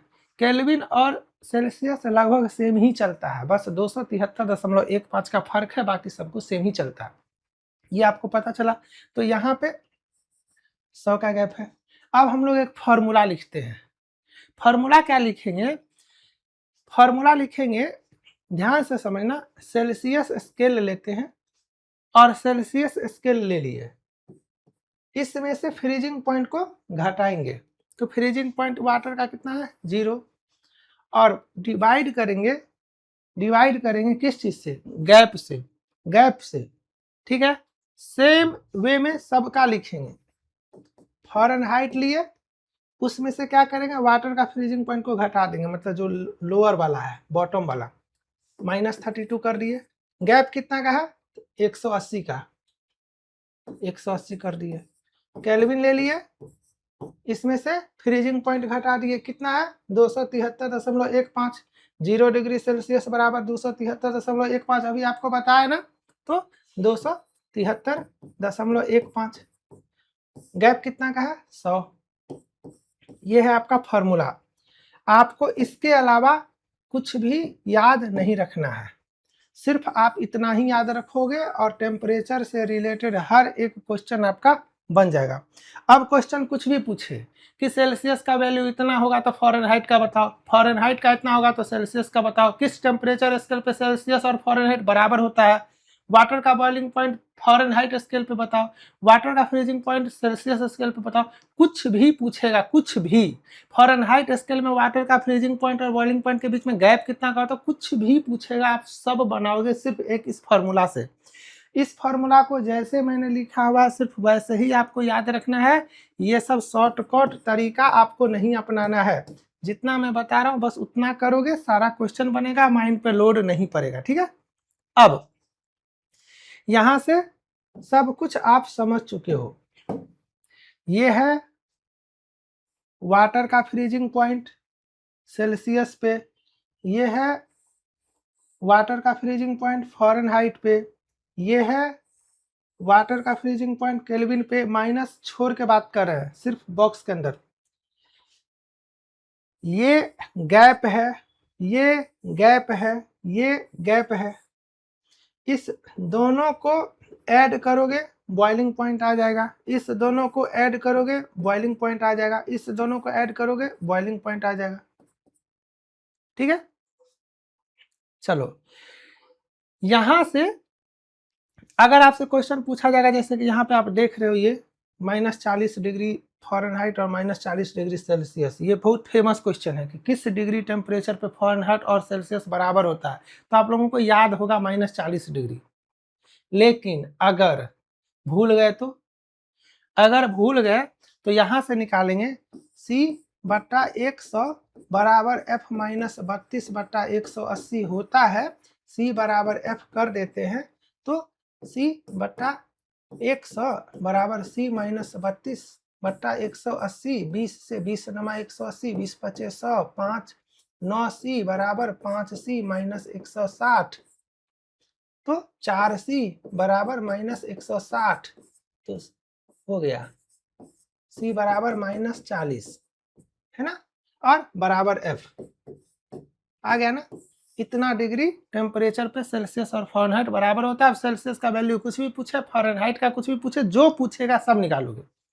ठीक है, इतना आपको समझ में आया। चलो अब इतना जो मैंने समझाया उसी से ये फॉर्मूला निकल के आता है। तो अब आपको ये याद हो गया होगा, -40 डिग्री टेम्परेचर पे सेल्सियस फ़ारेनहाइट बराबर होता है, केल्विन जो होता है वो सेल्सियस प्लस 273.15 होता है। अभी मैंने आपको बताया था 0.01 डिग्री सेल्सियस को कन्वर्ट करके आपको मैंने बताया था ना कि 273.15 प्लस 0.01 करोगे तो ये आपका आ जाएगा 273.16। तो समझ में आया। चलो इसके आगे चलते हैं। अब ये जो भी मैं बता रहा हूँ ना, ये सारा काफ़ी इम्पोर्टेंट है, इसमें समझना ज़्यादा ज़रूरी नहीं है, उससे ज़्यादा ज़रूरी है वैल्यू याद रखना। ठीक है, अब एनर्जी एंड पावर के बारे में डिटेल्स में बात करेंगे। वर्क पावर एनर्जी जो आपका चैप्टर होगा वहाँ पे, बस यहाँ पे समझो कि एनर्जी एंड पावर टॉपिक में ये सारा क्वेश्चन काफ़ी इंपॉर्टेंट है, जहाँ से क्वेश्चन डायरेक्ट पूछता है। तो सबसे पहली बात कि ये किलोवाट आवर क्या होता है, ये आपका इलेक्ट्रिसिटी जो बिल आता है ना आपके घर में, वो किलोवाट आवर में ही मेजर होता है। तो किलोवाट आवर का वैल्यू होता है 3.6 × 10⁶ जूल। याद रखना, प्रीफिक्स मैंने आपको बताया हुआ, इसको मेगा बोलते हैं, तो वही हो गया 3.6 मेगा जूल। इसको अगर आपको किलो जूल में करना है तो ये करोगे। क्वेश्चन इसमें क्वेश्चन किलो जूल में भी आता है, क्वेश्चन मेगा जूल में भी आता है, क्वेश्चन जूल में भी आता है, आपको सारा पता होना चाहिए। किलोवाट आवर जो होता है वो एनर्जी का यूनिट होता है, इसको याद रखना। काफ़ी बच्चे किलोवाट से समझ लेते हैं कि ये पावर का है, लेकिन पावर का नहीं है, वाट आवर है। देखो, power equal to energy by time, तो ये वाट है ना, बट्टा मान लो 1 सेकंड के लिए एनर्जी बाय टाइम, तो watt into second, watt into minute, watt into hour करोगे तो एनर्जी आएगा। और अगर ऐसे भी समझ में नहीं आए तो वैल्यू देखा करो, वैल्यू में लास्ट में क्या है, जूल। तो जूल किसका यूनिट है, तो आप बोलोगे सर ये तो एनर्जी का यूनिट है, तो इसका आंसर एनर्जी होगा।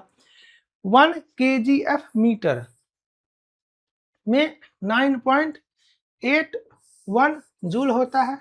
ये सब काफ़ी आसान है। kgf किलोग्राम फोर्स होता है, जैसे F इक्वल टू mg होता है, और F फोर्स है तो इसका वैल्यू न्यूटन में होगा, और m मास है तो अगर m के जगह 1 kg कर देते हैं, 1 किलोग्राम मास पे एक्सेलरेशन ड्यू टू ग्रेविटी के वजह से जो फोर्स लगेगा उसी को 1 kgf बोलते हैं, 1 किलोग्राम फोर्स।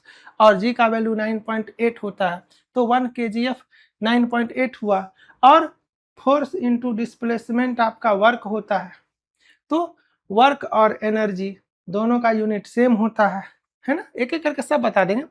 तो वहां से कैलकुलेट होकर 9.81 जूल आया है। हॉर्स पावर, अब हॉर्स पावर 746 वाट होता है, ये आप सभी को आता होगा, इसको याद रखना, क्वेश्चन यहाँ से डायरेक्ट आता है। और अगर कभी कभी मेट्रिक पूछ देगा कि 1 मेट्रिक हॉर्स पावर बताओ, तो उस केस में 735.5 वाट याद रखना, है ना। मेन आपका हॉर्स पावर ही पूछा जाता है कि हॉर्स पावर का वैल्यू कितना होता है, तो 746 वाट हॉर्स पावर किसका यूनिट है। तो पावर का कंफ्यूजन हो तो यहाँ से समझ सकते हो, ठीक है। और इसके साथ इलेक्ट्रॉन वोल्ट जो है ना, ये आपका किसका यूनिट है, यहाँ से देखो। अगर नहीं समझ में आता, मान लो इलेक्ट्रॉन वोल्ट किसका यूनिट है, नहीं समझ में आता है, तो इलेक्ट्रॉन वोल्ट का यूनिट आपको पता होना चाहिए 1.6 इंटू 10⁻⁻19 जूल होता है ना। और जब बेसिक इलेक्ट्रिसिटी पढ़ेंगे तो इलेक्ट्रॉन वोल्ट के बारे में और अच्छे से आपको समझाऊंगा। फिलहाल इतना समझो कि 1 इलेक्ट्रॉन वोल्ट जो होता है वो 1.6 इंटू 10⁻⁻19 जूल होता है, और जूल आपका एनर्जी का यूनिट है, इसीलिए इलेक्ट्रॉन वोल्ट मेरा एनर्जी का यूनिट हुआ। ये केजीएफ मैंने आपको समझाया कि कैसे आया, 9.81 न्यूटन, और इसमें यहाँ पे मीटर लगा दोगे तो फोर्स इंटू डिस्प्लेसमेंट हो गया, तो उसी तरह से फोर्स इंटू डिस्प्लेसमेंट में 1 मीटर कर दोगे तो वो 9.81 न्यूटन मीटर, और न्यूटन मीटर को ही जूल बोलते हैं, ठीक है। तो इस तरह से कैलकुलेट होकर के आता है। क्वेश्चन कहीं से कुछ भी पूछ सकता है, और मेट्रिक हॉर्स पावर और हॉर्स पावर में अगर रिलेशन पूछेगा तो ये याद नहीं रखना है, आप डायरेक्ट यहाँ से निकालोगे कि हॉर्स पावर में 735.5 को भी गोली मारो बट्टे 746 करोगे, अपने आप आपका एग्जैक्ट ऑप्शन के हिसाब से कैलकुलेट होकर के आ जाएगा, आप आंसर कर दोगे, ठीक है। चलो इसके आगे चलते हैं। अब आपका प्रेशर, अब प्रेशर में जो फेमस क्वेश्चन होता है वो है 1 एटमॉस्फेरिक प्रेशर, है ना। तो 76 centimetre of Hg, 76 centimetre of Hg mercury बोलते हैं, और वही सेंटीमीटर को mm करेंगे तो 760 mm ऑफ Hg, और वही आपका 1.01325 इंटू 10⁵ पास्कल। और फिर यहाँ से आप कन्वर्ट करोगे इसको, ये 100 इंटू 1000 करोगे इसको, तो ये आपका आ जाएगा 101.325 किलो पास्कल। तो ये मैंने इसीलिए लिखा हुआ है इस तरह से कि एग्जाम में कभी कभी ऐसा आता है, कभी कभी ऐसा आता है, कभी ऐसा आता है, कभी ऐसा आता है, और 1 mm ऑफ Hg, इसको जो है वो टॉर बोलते हैं, 1 torr, 1 mm of Hg 1 torr, तो यहाँ पे बोल सकते हो 760 टॉर। तो 1 atmospheric pressure equal to 760 torr, तो क्वेश्चन यहां से भी बनता है, ठीक है। इसको याद रखने से अच्छा है इसको याद रखना 101.325 किलो पास्कल, बाकी 76 centimetre of Hg, 760 mm of Hg, ये सब आपको याद रखना है। फिर से देखो इंपॉर्टेंट, इलेक्ट्रॉन में निगेटिव चार्ज होता है, प्रोटॉन में निगेटिव चार्ज होता है, न्यूट्रॉन यहाँ से आप पकड़ सकते हो, ये न्यूट्रल होता है। प्रोटॉन का मास और न्यूट्रॉन का मास जो होता है वो लगभग सेम होता है। यहाँ पे आप देख सकते हो प्रोटॉन का मास और न्यूट्रॉन का मास 1.67, अगर 2 डिजिट तक आपको याद है तो वो सेम ही होता है, 1.67 10⁻⁻27 kg, 10⁻⁻27 kg। लेकिन कभी कभी पूछा जाता है कि इस फॉर्मेट में बताओ कि आपका प्रोटॉन और न्यूट्रॉन में किसका मास ज्यादा होता है, इस तरीका से आपका पूछा जाता है। तो फिर हम लोग 2 डेसिमल से आगे चले जाते हैं, तो यहाँ पे 26 आ जाता है और यहाँ पे 49 आ जाता है।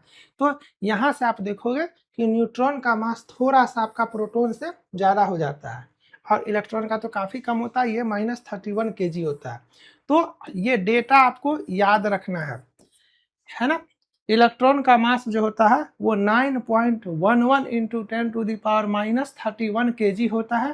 प्रोटॉन और न्यूट्रॉन का 10⁻27 के ऑर्डर में होता है और 1.67 दोनों का सेम ही होता है। लेकिन इसके बाद आपको याद नहीं रखना है तो मत रखना, 1.67 दोनों का सेम होता है और उसके बाद जो है ना वो न्यूट्रॉन का थोड़ा सा ज़्यादा होता है, कुछ भी बढ़ा देना। एग्जैक्ट आपसे नहीं पूछा जाएगा, बस मास जो है उसका या साइज का ये ऑर्डर याद रखना कि इलेक्ट्रॉन से बड़ा प्रोटॉन और प्रोटॉन से बड़ा न्यूट्रॉन। उसी तरह से चार्ज आपको पता चला और चार्ज का वैल्यू मतलब इलेक्ट्रॉन पे माइनस, प्रोटॉन पे प्लस और कितना, तो 1.602 इंटू 10⁻⁻19 कूलम है ना। दोनों में सेम, बस साइन अपोजिट, दोनों में सेम, इलेक्ट्रॉन में निगेटिव, प्रोटॉन में पॉजिटिव। और न्यूट्रॉन जो होता है उसका चार्ज आपका 0 होता है और मास होता है, मास का आपका वैल्यू ये होता है, इतना याद रखना।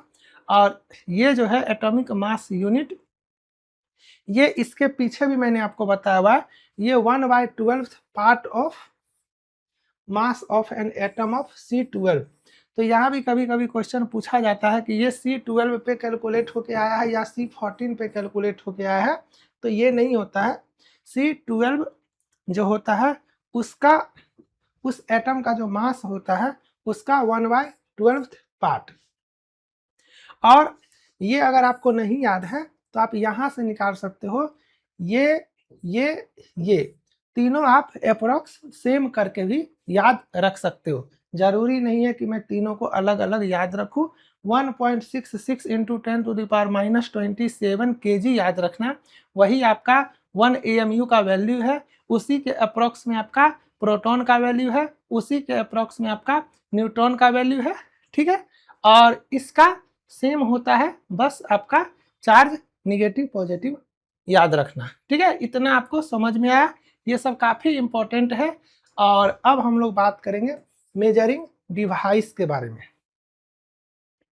आज का क्लास में मैं इसको ख़त्म करूंगा, इसके बाद लगभग 40 क्वेश्चंस भी देखेंगे।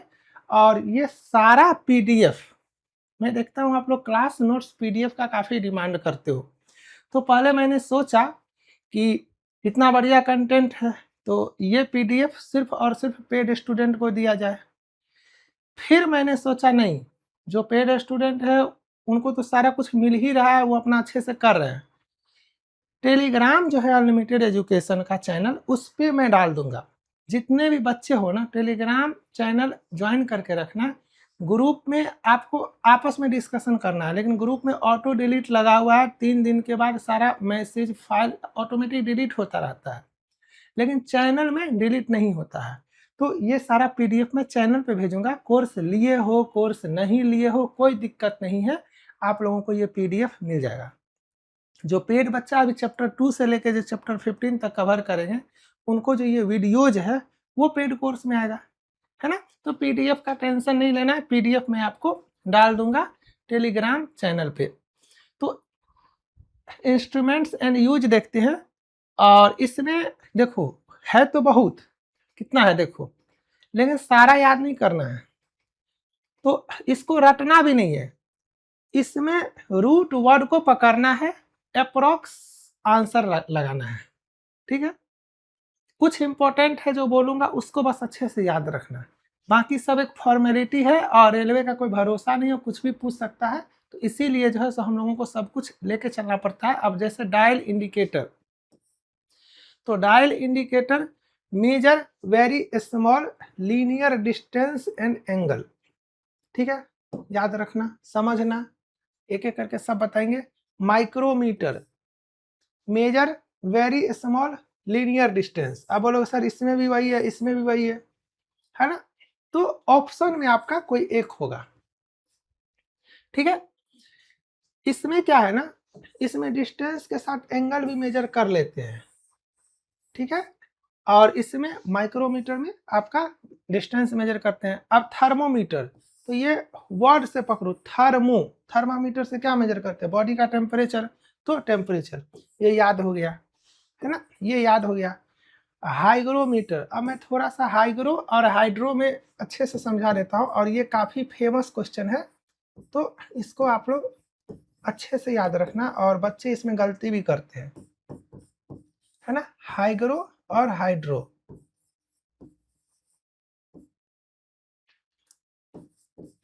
देखो इसमें देखो डी है, तो डेंसिटी,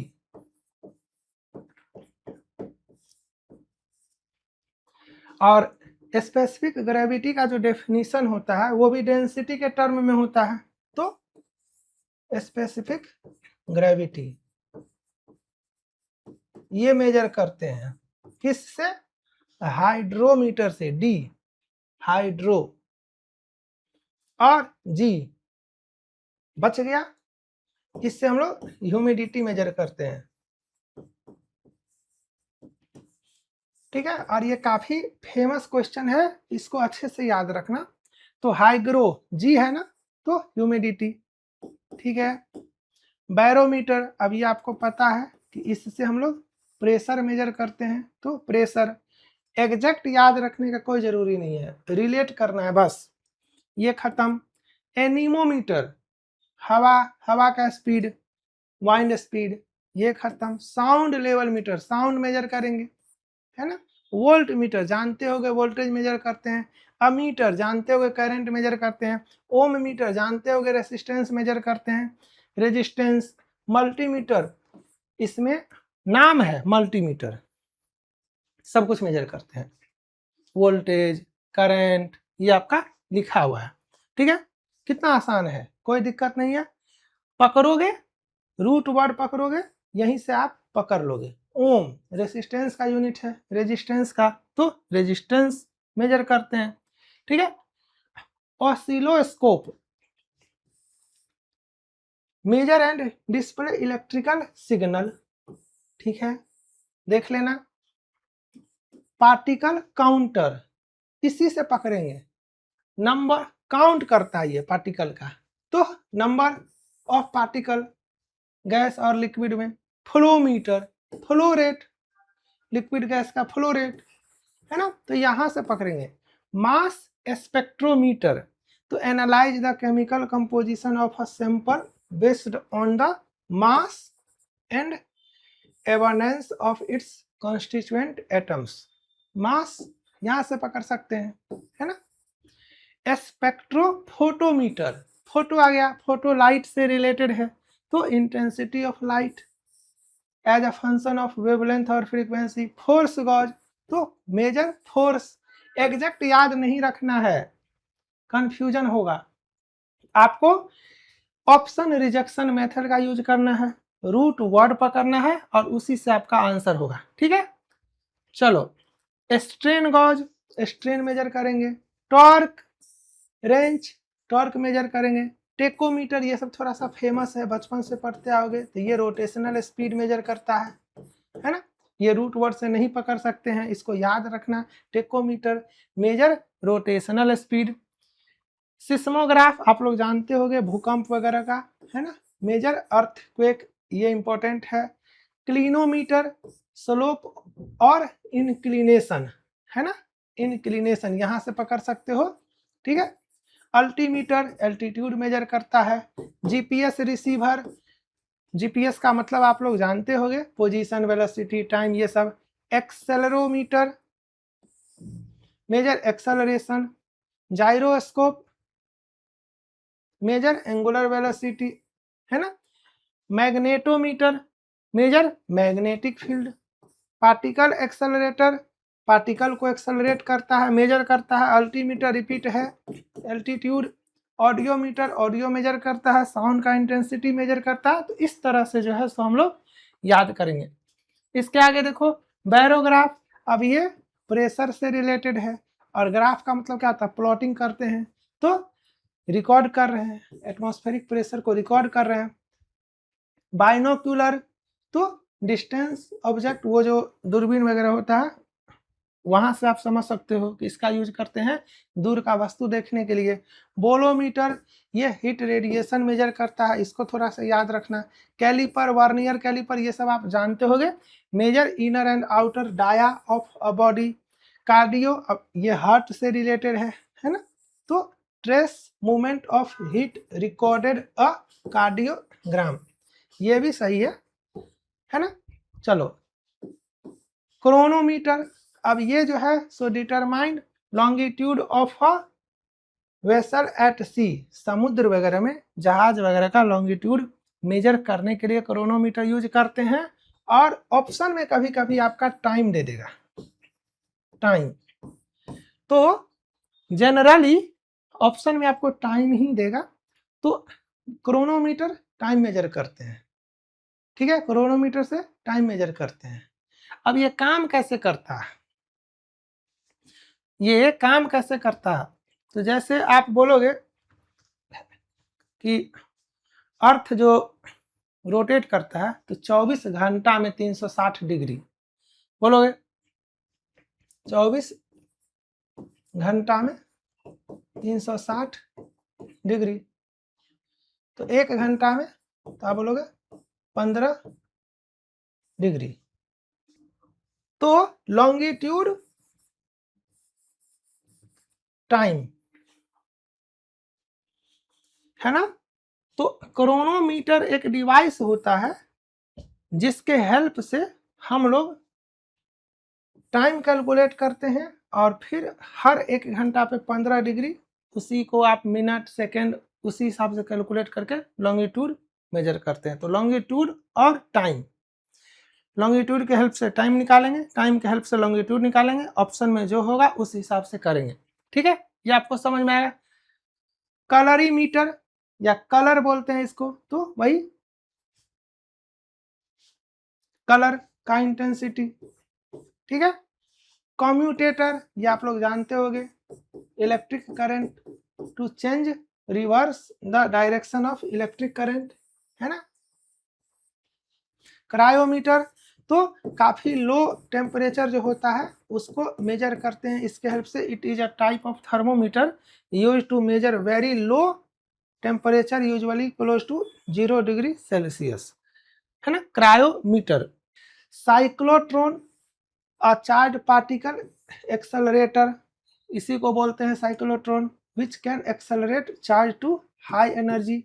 डायनेमो आप लोग जानते होंगे, मैकेनिकल एनर्जी को इलेक्ट्रिकल एनर्जी में बदलता है। डायनेमोमीटर, अब ये हो गया तो यहाँ से पकड़ सकते हो, मेजर इलेक्ट्रिकल पावर, है ना। ऑप्शन से आपको काफी हेल्प मिलेगा, जब क्वेश्चन डिस्कशन करेंगे तो मैं आपको समझाऊंगा। एंडोस्कोप, अब आप लोग जानते होंगे, जैसे इंडोस्कोप शरीर का भी होता है, तो आपको गला से पाइप लेके अंदर का देखा जाता है, बॉडी का क्या है सब कुछ, तो to examine internal part of the body. Electroscope, detect presence of an electric charge, है ना। Electrometer, it measure very small but potential difference in electric current, है ना, इलेक्ट्रोमीटर।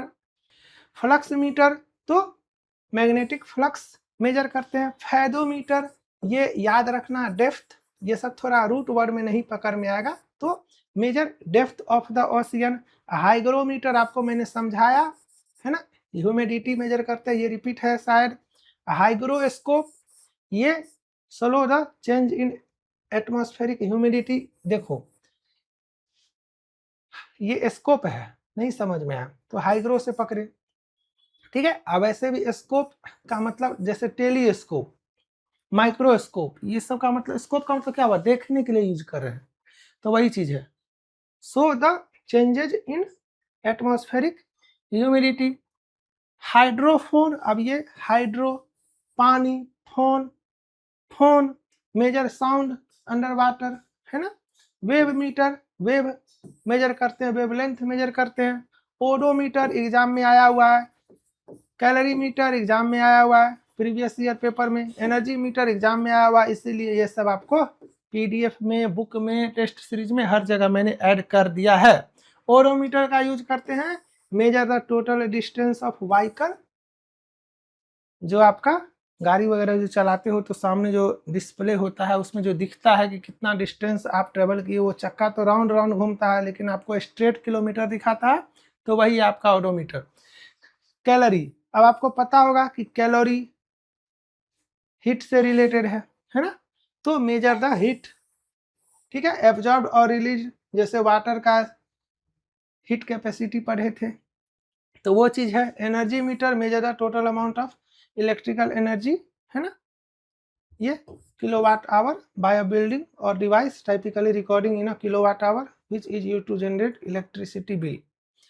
तो ये आपको समझ में आया, इतना सारा। इसके अलावा भी कुछ कुछ होता है, लेकिन इतना तो याद होना चाहिए एटलीस्ट, अगर इससे क्वेश्चन पूछेगा तो हम लोग बना देंगे।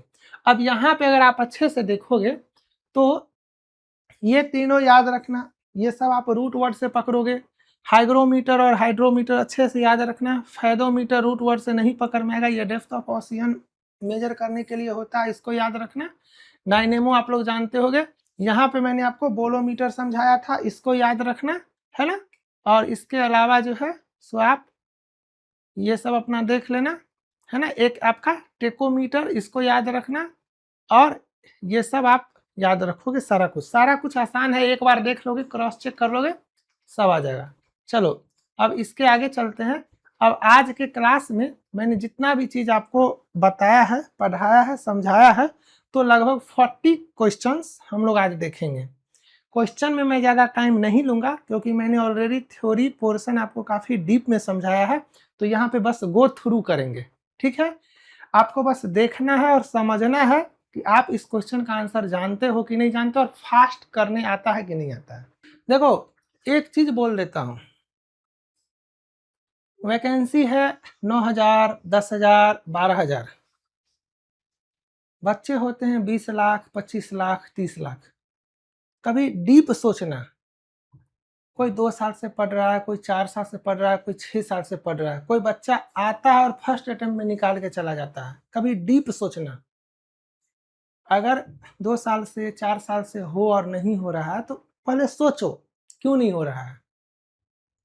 सोशल मीडिया और यूट्यूब, जब से जियो नेट थोड़ा सस्ता किया है, कोरोना आया है, तब से दुनिया भर के टीचर यूट्यूब पे आ गए हैं। हम लोग कोरोना के पहले से टीचर हैं, 2016-17 से दुनिया भर के टीचर आ गए, कुछ अच्छे भी आए, कुछ वैसे ही आए। प्रॉब्लम टीचर में नहीं है, स्टूडेंट मिसगाइड काफी ज्यादा होते हैं। वो ये डिसाइड ही नहीं कर पाते हैं कि उनको फॉलो किस टीचर को करना है। तो पहले आपको डिसाइड करना है, अच्छे से देखना है, समझना है, कंपेयर करना है, किसी से पूछना है। उसके बाद किसी भी एक टीचर को, किसी भी एक टीचर, जरूरी नहीं है कि मैं, कोई भी एक टीचर जो अच्छा है, जो समझाता है, जिसका वे ऑफ एक्सप्लेनेशन अच्छा है, जो आपको समझा पाता है, उसको पकड़ो, उसका कोर्स लो, सीरियस होकर के पढ़ना शुरू करो, प्रॉपर वे में नोट्स बनाओ, टेस्ट सीरीज लगाओ, प्रैक्टिस करो, डाउट क्लियर करो, ग्रुप में डिस्कशन करो, एक बार में सिलेक्शन होगा।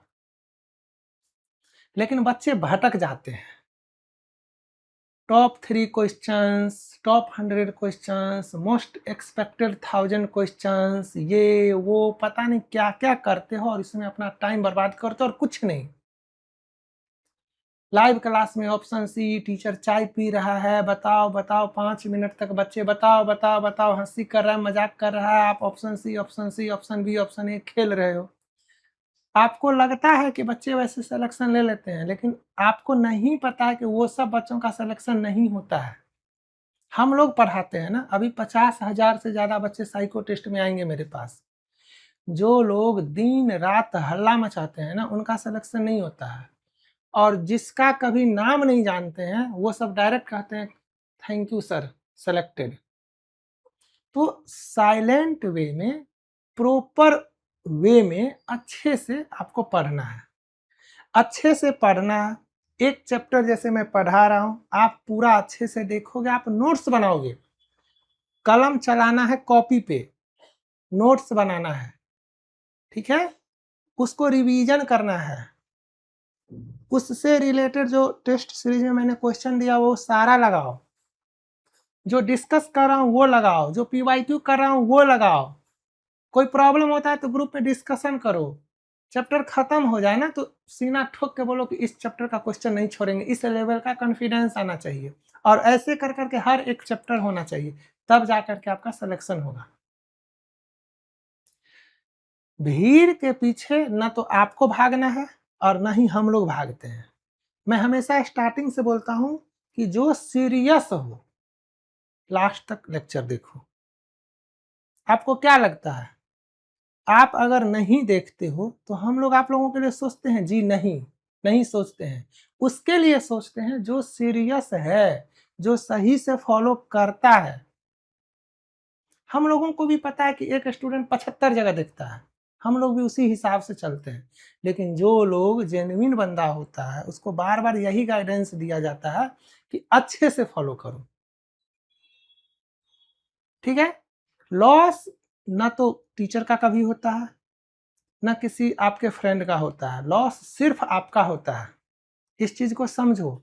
मेरा जो एज है ना वो आपके जैसा ही है, इसीलिए चूंकि मैं ये सबसे निकला हुआ हूँ तो मैं फील करता हूँ। मैंने भी दुनिया भर का एग्जाम दिया हुआ है तो मैं डायरेक्ट बता देता हूँ। जो 50 साल के टीचर होते हैं ना वो ये सब चीज नहीं बताते हैं। मैं फ्रेंडली नेचर से आपको डायरेक्ट सब कुछ बता देता हूँ, ठीक है। चलो, विच of the following is not a fundamental physical quantity. अब आपको पता है कि फंडामेंटल में लेंथ है, मास है, टेम्परेचर है, तो डेंसिटी नहीं है, तो ये आपका राइट आंसर होगा। Question number 2, which of the following is the SI unit of electric current. 7 होता है, सातों का मैंने बोला था याद रखने के लिए। इलेक्ट्रिक करंट का एम्पियर होता है, ये आपको पता है। बाकी ये चार्ज का होता है, ये रेसिस्टेंस का होता है, ये आपका पोटेंशियल डिफरेंस का होता है या वोल्टेज का होता है। Question number 3, which of the following is a derived quantity. ये फंडामेंटल है, ये फंडामेंटल है, ये फंडामेंटल है, तो आपका ये डिराइव्ड क्वांटिटी, ठीक है। Question number 4, which of the following is not a scalar quantity. अब ये स्केलर है, ये स्केलर है, ये स्केलर है और ये वेक्टर है। तो पूछा है नॉट अ स्केलर, मतलब आपसे पूछा है वेक्टर बताने। तो वेक्टर होता है आपका वेलोसिटी। नेक्स्ट क्लास जो आएगा उसमें मैं यहीं से स्टार्ट करूंगा अच्छे से, ठीक है। Question number 5, which of the following instrument major small length. अब यहाँ पे मीटर स्केल ये भी लेंथ मेजर करता है, वर्नियर कैलिपर ये भी लेंथ मेजर करता है, थर्मोमीटर बैरोमीटर जानते होगे ये टेम्परेचर और ये प्रेशर मेजर करता है। ये थोड़ा कह सकते हो थोड़ा ज्यादा डिस्टेंस मेजर करेगा, वर्नियर कैलिपर थोड़ा कम डिस्टेंस मेजर करेगा और एक स्क्रू गेज होता है वो थोड़ा और कम डिस्टेंस मेजर करेगा। इतना आपको समझ में आया। जैसे मान लो 1 mm का गैप हो तो मीटर स्केल, 0.1 mm का गैप हो तो वर्नियर कैलिपर, 0.01 mm का गैप हो तो स्क्रू गेज। ये तीनों यूज करते हैं लेंथ के लिए ही। अब यहाँ पे ऑप्शन है मीटर स्केल और वर्नियर कैलिपर दोनों, और स्मॉल लेंथ दिया हुआ है। तो जब स्मॉल का बारी आएगा तो इससे भी स्मॉल ये है ना, और ऊपर से प्रिसाइजली दिया हुआ है मतलब ज्यादा एक्यूरेट। तो इस क्वेश्चन का आंसर होगा वर्नियर कैलिपर, ठीक है। क्वेश्चन नंबर 6, अब व्हाट इज वर्नियर कैलिपर है। तो वर्नियर कैलिपर का यूज हम लोग करते हैं एक्सटर्नल डायामीटर मेजर करने के लिए, इंटरनल डायामीटर मेजर करने के लिए, डेप्थ मेजर करने के लिए, ठीक है। Because it can measure all these types of dimensions accurately, vernier calipers are considered a very versatile measuring instrument. इतना आपको पता चला। प्रीवियस ईयर पेपर में लिस्ट काउंट पूछा था, अगर आप लोगों ने देखा होगा तो आपको याद होगा। तो आप कह सकते हो कि जितना छोटा डिवीजन, मतलब जितना छोटा लिस्ट काउंट उतना एक्यूरेट रिजल्ट। ठीक है, ये आपको पता चला। चलो, SI unit of pressure pascal, ये एनर्जी का, ये पावर का, ये फोर्स का। ठीक है, विच of the following is not a base unit. अब देखो, कहीं पे फंडामेंटल, कहीं पे बेस, कहीं पे इंडिपेंडेंट, तो पता होना चाहिए नॉट अ बेस पूछा है। अब ये बेस, ये बेस, ये बेस, मतलब वो 7, ये आपका नहीं है, तो यही आंसर। ठीक है, चलो, विच of the following measures atmospheric pressure. यहाँ पे बैरोमीटर, ये टेम्परेचर, ये करंट, ये हीट, है ना। Question number 9, 1 kilometer equal to 1000 meter. ठीक है, क्वेश्चन देख रहे हैं ना। विच इंस्ट्रूमेंट मेजर टेम्परेचर, तो थर्मोमीटर, है ना। ये आपका लेंथ, ये आपका करंट, ये आपका pressure. Which instrument measures diameter of small sphere. अब डाया आ गया, स्मॉल आ गया। वर्नियर कैलिपर, अभी आपको दिखाए थे, ऑप्शन रिजेक्शन मेथड का भी यूज कर सकते हो। ये टेम्परेचर, ये क्या है, करंट, ये प्रेशर। तो इस तरह से जो है सो क्वेश्चन आपका बनता है। Which measuring instrument is use to measure the internal dia of a pipe accurately. अब यहाँ पे मीटर भी है और वर्नियर भी है, तो दोनों हो तो ज़्यादा लिस्ट काउंट जिसका जितना कम होगा वो ज़्यादा अच्छा आंसर होगा, क्योंकि वो एक्यूरेट मेजर करेगा, है ना। थर्मोमीटर, बैरोमीटर जानते हो।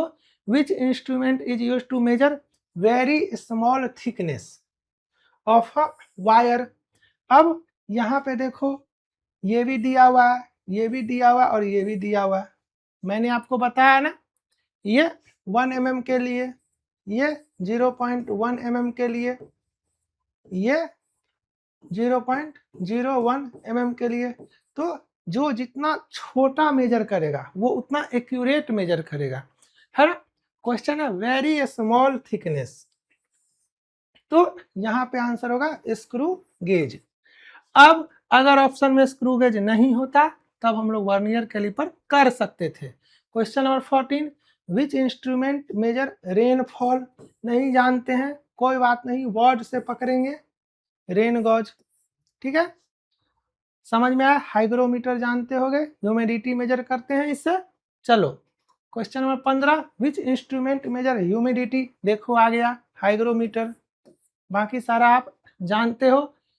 विच quantity has SI unit, kelvin. Temperature आप जानते हो। Question number 17, which of the following pairs have the same SI unit. अब अगला क्लास में जो बताऊंगा वहां से कर सकते हो। प्रेशर और स्ट्रेस दोनों होता है आपका फोर्स बाय एरिया, है ना। ये होता है प्रेशर, और स्ट्रेस भी वही होता है, स्ट्रेस भी वही होता है, बस इसमें थोड़ा सा हल्का सा चेंज कर लेते हैं। इंटरनल रेजिस्टिव फोर्स, अगले क्लास में डिटेल्स में बताऊंगा। बाय एरिया, ये भी फोर्स बाय एरिया ही है। तो जब फॉर्मूला सेम होता है तो यूनिट और डायमेंशन सेम होता है, याद रखना, है ना। चलो, ये वर्क बाय टाइम और ये पावर। वर्क बाय टाइम करेंगे तब पावर होगा, दोनों का अलग अलग डेफिनेशन है, अलग अलग फॉर्मूला है। इसमें भी अलग अलग फॉर्मूला है, इसमें भी अलग अलग फॉर्मूला है। तो फॉर्मूला सेम होता तो मेरा डायमेंशन और यूनिट सेम होता। तो which of the following pairs have the same SI unit, इस तरह से भी क्वेश्चन बनता है ना। Which quantity has the same unit as work. मैंने आपको स्टार्टिंग से बोला हुआ है PYQ में भी वर्क और एनर्जी याद रखना, दोनों का यूनिट डायमेंशन सेम होता है, डायमेंशन होता है ml2t-2, रट जाने के लिए मैंने बोला था आपको। तो वर्क और एनर्जी जो है उसका आपका सेम होता है, ठीक है, ये आपको समझ में आया। विच of the following is not SI unit, ये SI है, ये SI है, ये SI है, तो ये आपका answer. Question 20, which instrument measures the thickness of paper, काफी थिन है एक्यूरेटली, यहाँ पे भी स्क्रू गेज करेंगे। Question number 21, a light year is a unit of distance, अब आपको पता होगा कि लाइट ईयर और कितना होता है 10⁻16 मीटर, या 10 × 10⁻15 मीटर, या 9 पॉइंट समथिंग इंटू 10⁻15 मीटर, या 9 पॉइंट समथिंग इंटू 10⁻12 किलोमीटर, है ना, समथिंग मतलब अराउंड 48, 42, 52 जो भी हो, चलो। और ये मीटर, तो यहाँ से भी पकड़ सकते हो, जो वैल्यू होता है उसका जो यूनिट लिखते हो वहां से समझोगे तो आपको आसानी होगा। Question number 22, 1 light year is approximately equal to, देखो आ गया यहाँ पे 4846 जो भी है, ठीक है,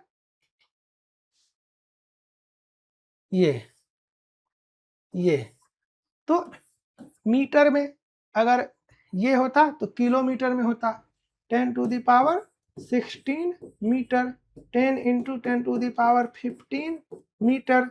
तो यहाँ से अगर आपको ये एग्जैक्ट नहीं याद है ना, तो यहाँ से भी आप आंसर कर सकते हो, ठीक है। चलो 23, kilowatt hour is the unit of, ये होता है,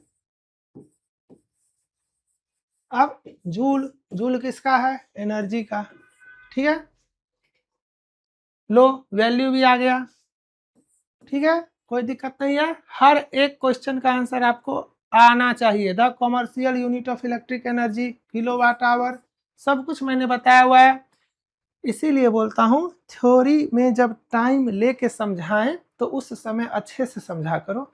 अगर आपने सीरियसली देखा होगा ना तो हर एक क्वेश्चन आप जानते होंगे, और जब क्वेश्चन आता है ना तब कॉन्फिडेंस आता है ना। The distance between earth and sun, astronomical unit, है ना, 1 kilometer per hour, 1 kilometer per hour 1000 meter बटे सेकेंड में पूछा है ना, 3600, इसका टेक्निक बताए थे 5/18, है ना, अब आप कर लो, 0.18 दूनी 36, 0.2 से स्टार्ट एक ही है, डायरेक्ट आंसर करेंगे, अगर सेम होता फिर हम लोग आगे जाते, तो यहीं से निकाल देंगे। 28, विच of the following sets contains only fundamental quantities, अब 7 होता है तो ये तो होगा नहीं, फोर्स आ गया, लेंथ, मास, टाइम, ये सही है, इसमें एनर्जी आ गया, इसमें प्रेशर आ गया, ठीक है।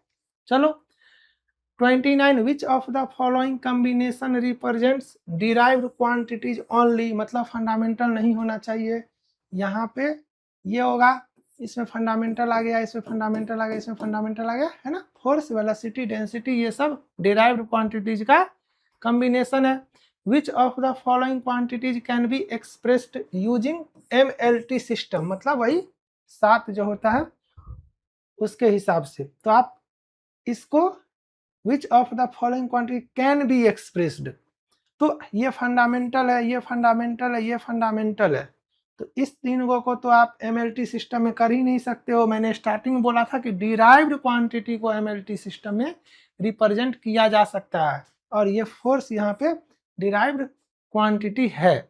चलो 31, which physical quantity can't be expressed in terms of MLT, मतलब जो फंडामेंटल है, टेम्परेचर, इसको हम लोग MLT में नहीं कर सकते हैं, है ना। चलो 1 फुट इज इक्वल टू कितना मीटर, अब मान लो नहीं पता है तो मैंने आपको क्या सिखाया था, 1 फुट में 12 इंच और 12 × 1 इंच में 2.54 सेंटीमीटर, मतलब 30.48 सेंटीमीटर। आपसे पूछा है कि 1 फुट में कितना मीटर होता है, तो इसको मीटर में कन्वर्ट कर दो।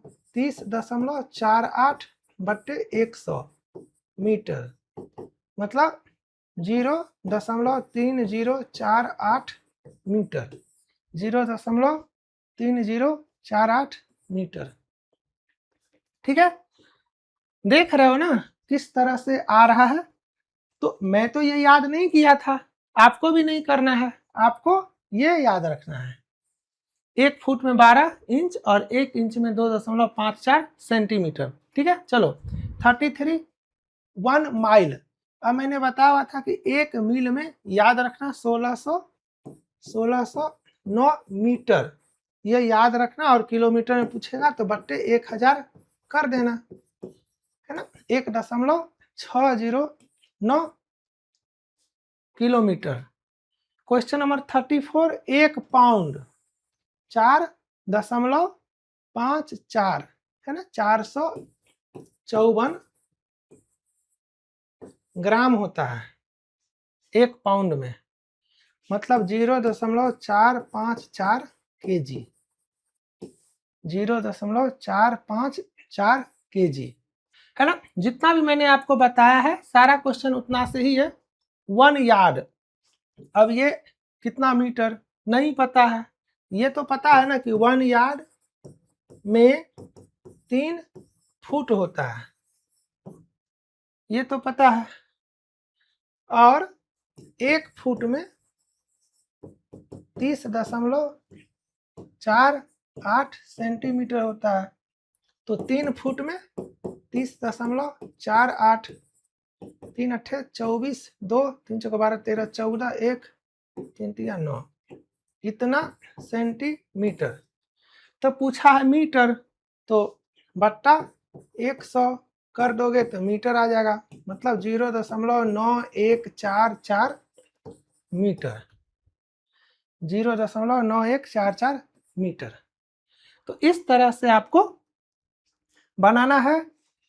इजी क्वेश्चन को इजी मत समझना, टफ क्वेश्चन भी सही होने पे 1 नंबर देता है, इजी क्वेश्चन भी सही होने पे 1 नंबर देता है, वैल्यू एग्जाम में सेम होता है ना। और ये सब क्वेश्चन अगर नहीं बने तो सोचो कितना बुरा बात है। 1 किलोमीटर स्क्वायर मीटर पूछा है, कैसे करोगे कन्वर्ट, ऐसे 1 किलोमीटर इंटू 1 किलोमीटर, या अगर ऐसे भी समझ में नहीं आता है तो डायरेक्ट 1 किलोमीटर में 1000 मीटर, और ये आपका 10 के पावर 6 मीटर स्क्वायर, है ना। तो यहां से आंसर 1 लीटर में कितना मीटर क्यूब, 1 मीटर क्यूब जो टंकी बताए थे पानी का, उसमें क्या होता है 1000 लीटर, तो 1 लीटर करोगे तो ये हो जाएगा 1/1000, तो ये आपका माइनस चला जाएगा -3 मीटर क्यूब, है ना। तो 10⁻³ question number 38, 1 centimeter cube is equal to कितना मीटर क्यूब, तो 1 मीटर क्यूब जो होता है वो 100 सेंटीमीटर क्यूब 10 के पावर 6 सेंटीमीटर क्यूब बराबर आया 1 मीटर क्यूब। तो 1 पूछा है, तो 1 सेंटीमीटर क्यूब बराबर 10⁻⁻6 मीटर क्यूब। ये आपका आया 38 का ए, है ना। चलो 39, 1 हेक्टेयर, मैंने बताया हुआ था 1 हेक्टेयर याद रखना, क्या 10,000 मीटर स्क्वायर। ठीक है, चलो।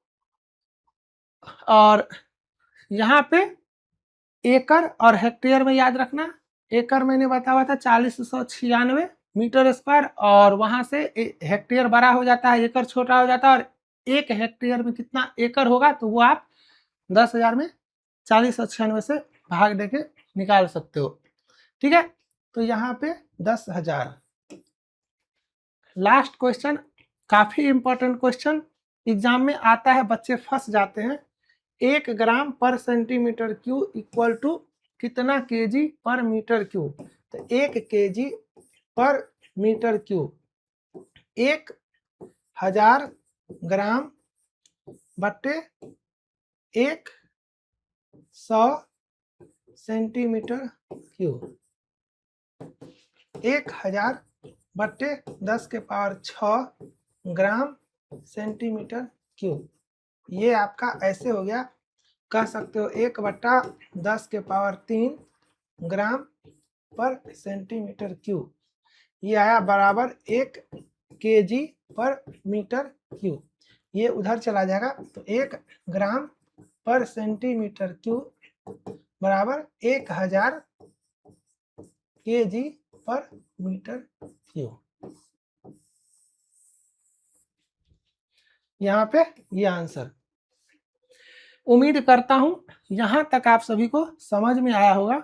अगला क्लास थोड़ा इससे भी हाई लेवल का होने वाला है और इससे ज़्यादा लंबा भी होगा वो, और उसमें हम लोग काफ़ी इम्पोर्टेंट चीज़ सीखेंगे। मैं यहाँ पे आपको दिखा देता हूँ।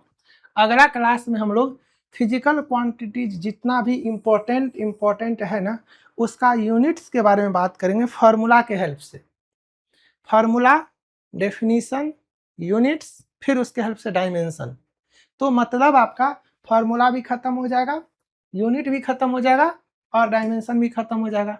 और जब ये खत्म होगा तो फिर उसके बाद 15 से 20 मिनट का आपका ये टॉपिक कवर होगा और फिर उसके बाद ये सब क्लास 2 में ही खत्म करेंगे। फिर उसके बाद एरर्स इन मेजरमेंट के बारे में बात करेंगे। काफ़ी इंपॉर्टेंट है, दुनिया भर का क्वेश्चन यहाँ पे पूछा हुआ है। जब आप लोग यूनिट्स एंड मेजरमेंट का PYQ सीरीज देखोगे, देख लेना क्योंकि डाला हुआ है ना। अब जो बनाएंगे वो 2026 का बनेगा, 27 का बनेगा, 28 का बनेगा, 19 और 25 जिंदगी में दोबारा नहीं बनेगा, है ना। तो उसको आप लोग अच्छे से देख लेना। ये खत्म करेंगे, फिर जैसे आज मैंने आपको 40 क्वेश्चंस डिस्कस किया है उसी तरह से इस सारे टॉपिक से 40-50 क्वेश्चंस भी डिस्कस करेंगे। तो हो सकता है अगला क्लास 3 घंटा के आसपास का होगा। और जब क्लास 2 में मैं इस चैप्टर को पूरी तरह से ख़त्म करूँगा तब क्लास 3 आएगा। उस क्लास 3 में जो है सो ये जो बुक है, इस बुक में आई थिंक 140 के आसपास क्वेश्चन है ना। इस बुक में जो है 145 क्वेश्चन है। तो इस बुक का एक एक क्वेश्चन मैं अच्छे से कवर करूंगा और सारा कुछ आपका क्लियर हो जाएगा। फिर आपका काम है पूरा अच्छे से देखो, नोट्स बनाओ, टेस्ट सीरीज से प्रैक्टिस करो, है ना। कोई प्रॉब्लम हो ग्रुप में डिस्कशन करो। इतना चीज आपको समझ में आया। और ये क्लास 1, क्लास 2, क्लास 3 ये चैप्टर पूरी तरह से यूट्यूब पे भी रहेगा अवेलेबल और ऐप पेड कोर्स के अंदर भी अवेलेबल रहेगा, सेम कंटेंट, ठीक है। और चैप्टर नंबर 2 से लेकर के 15 तक इसी वे में जैसा है आपका पेड कोर्स के अंदर में आएगा।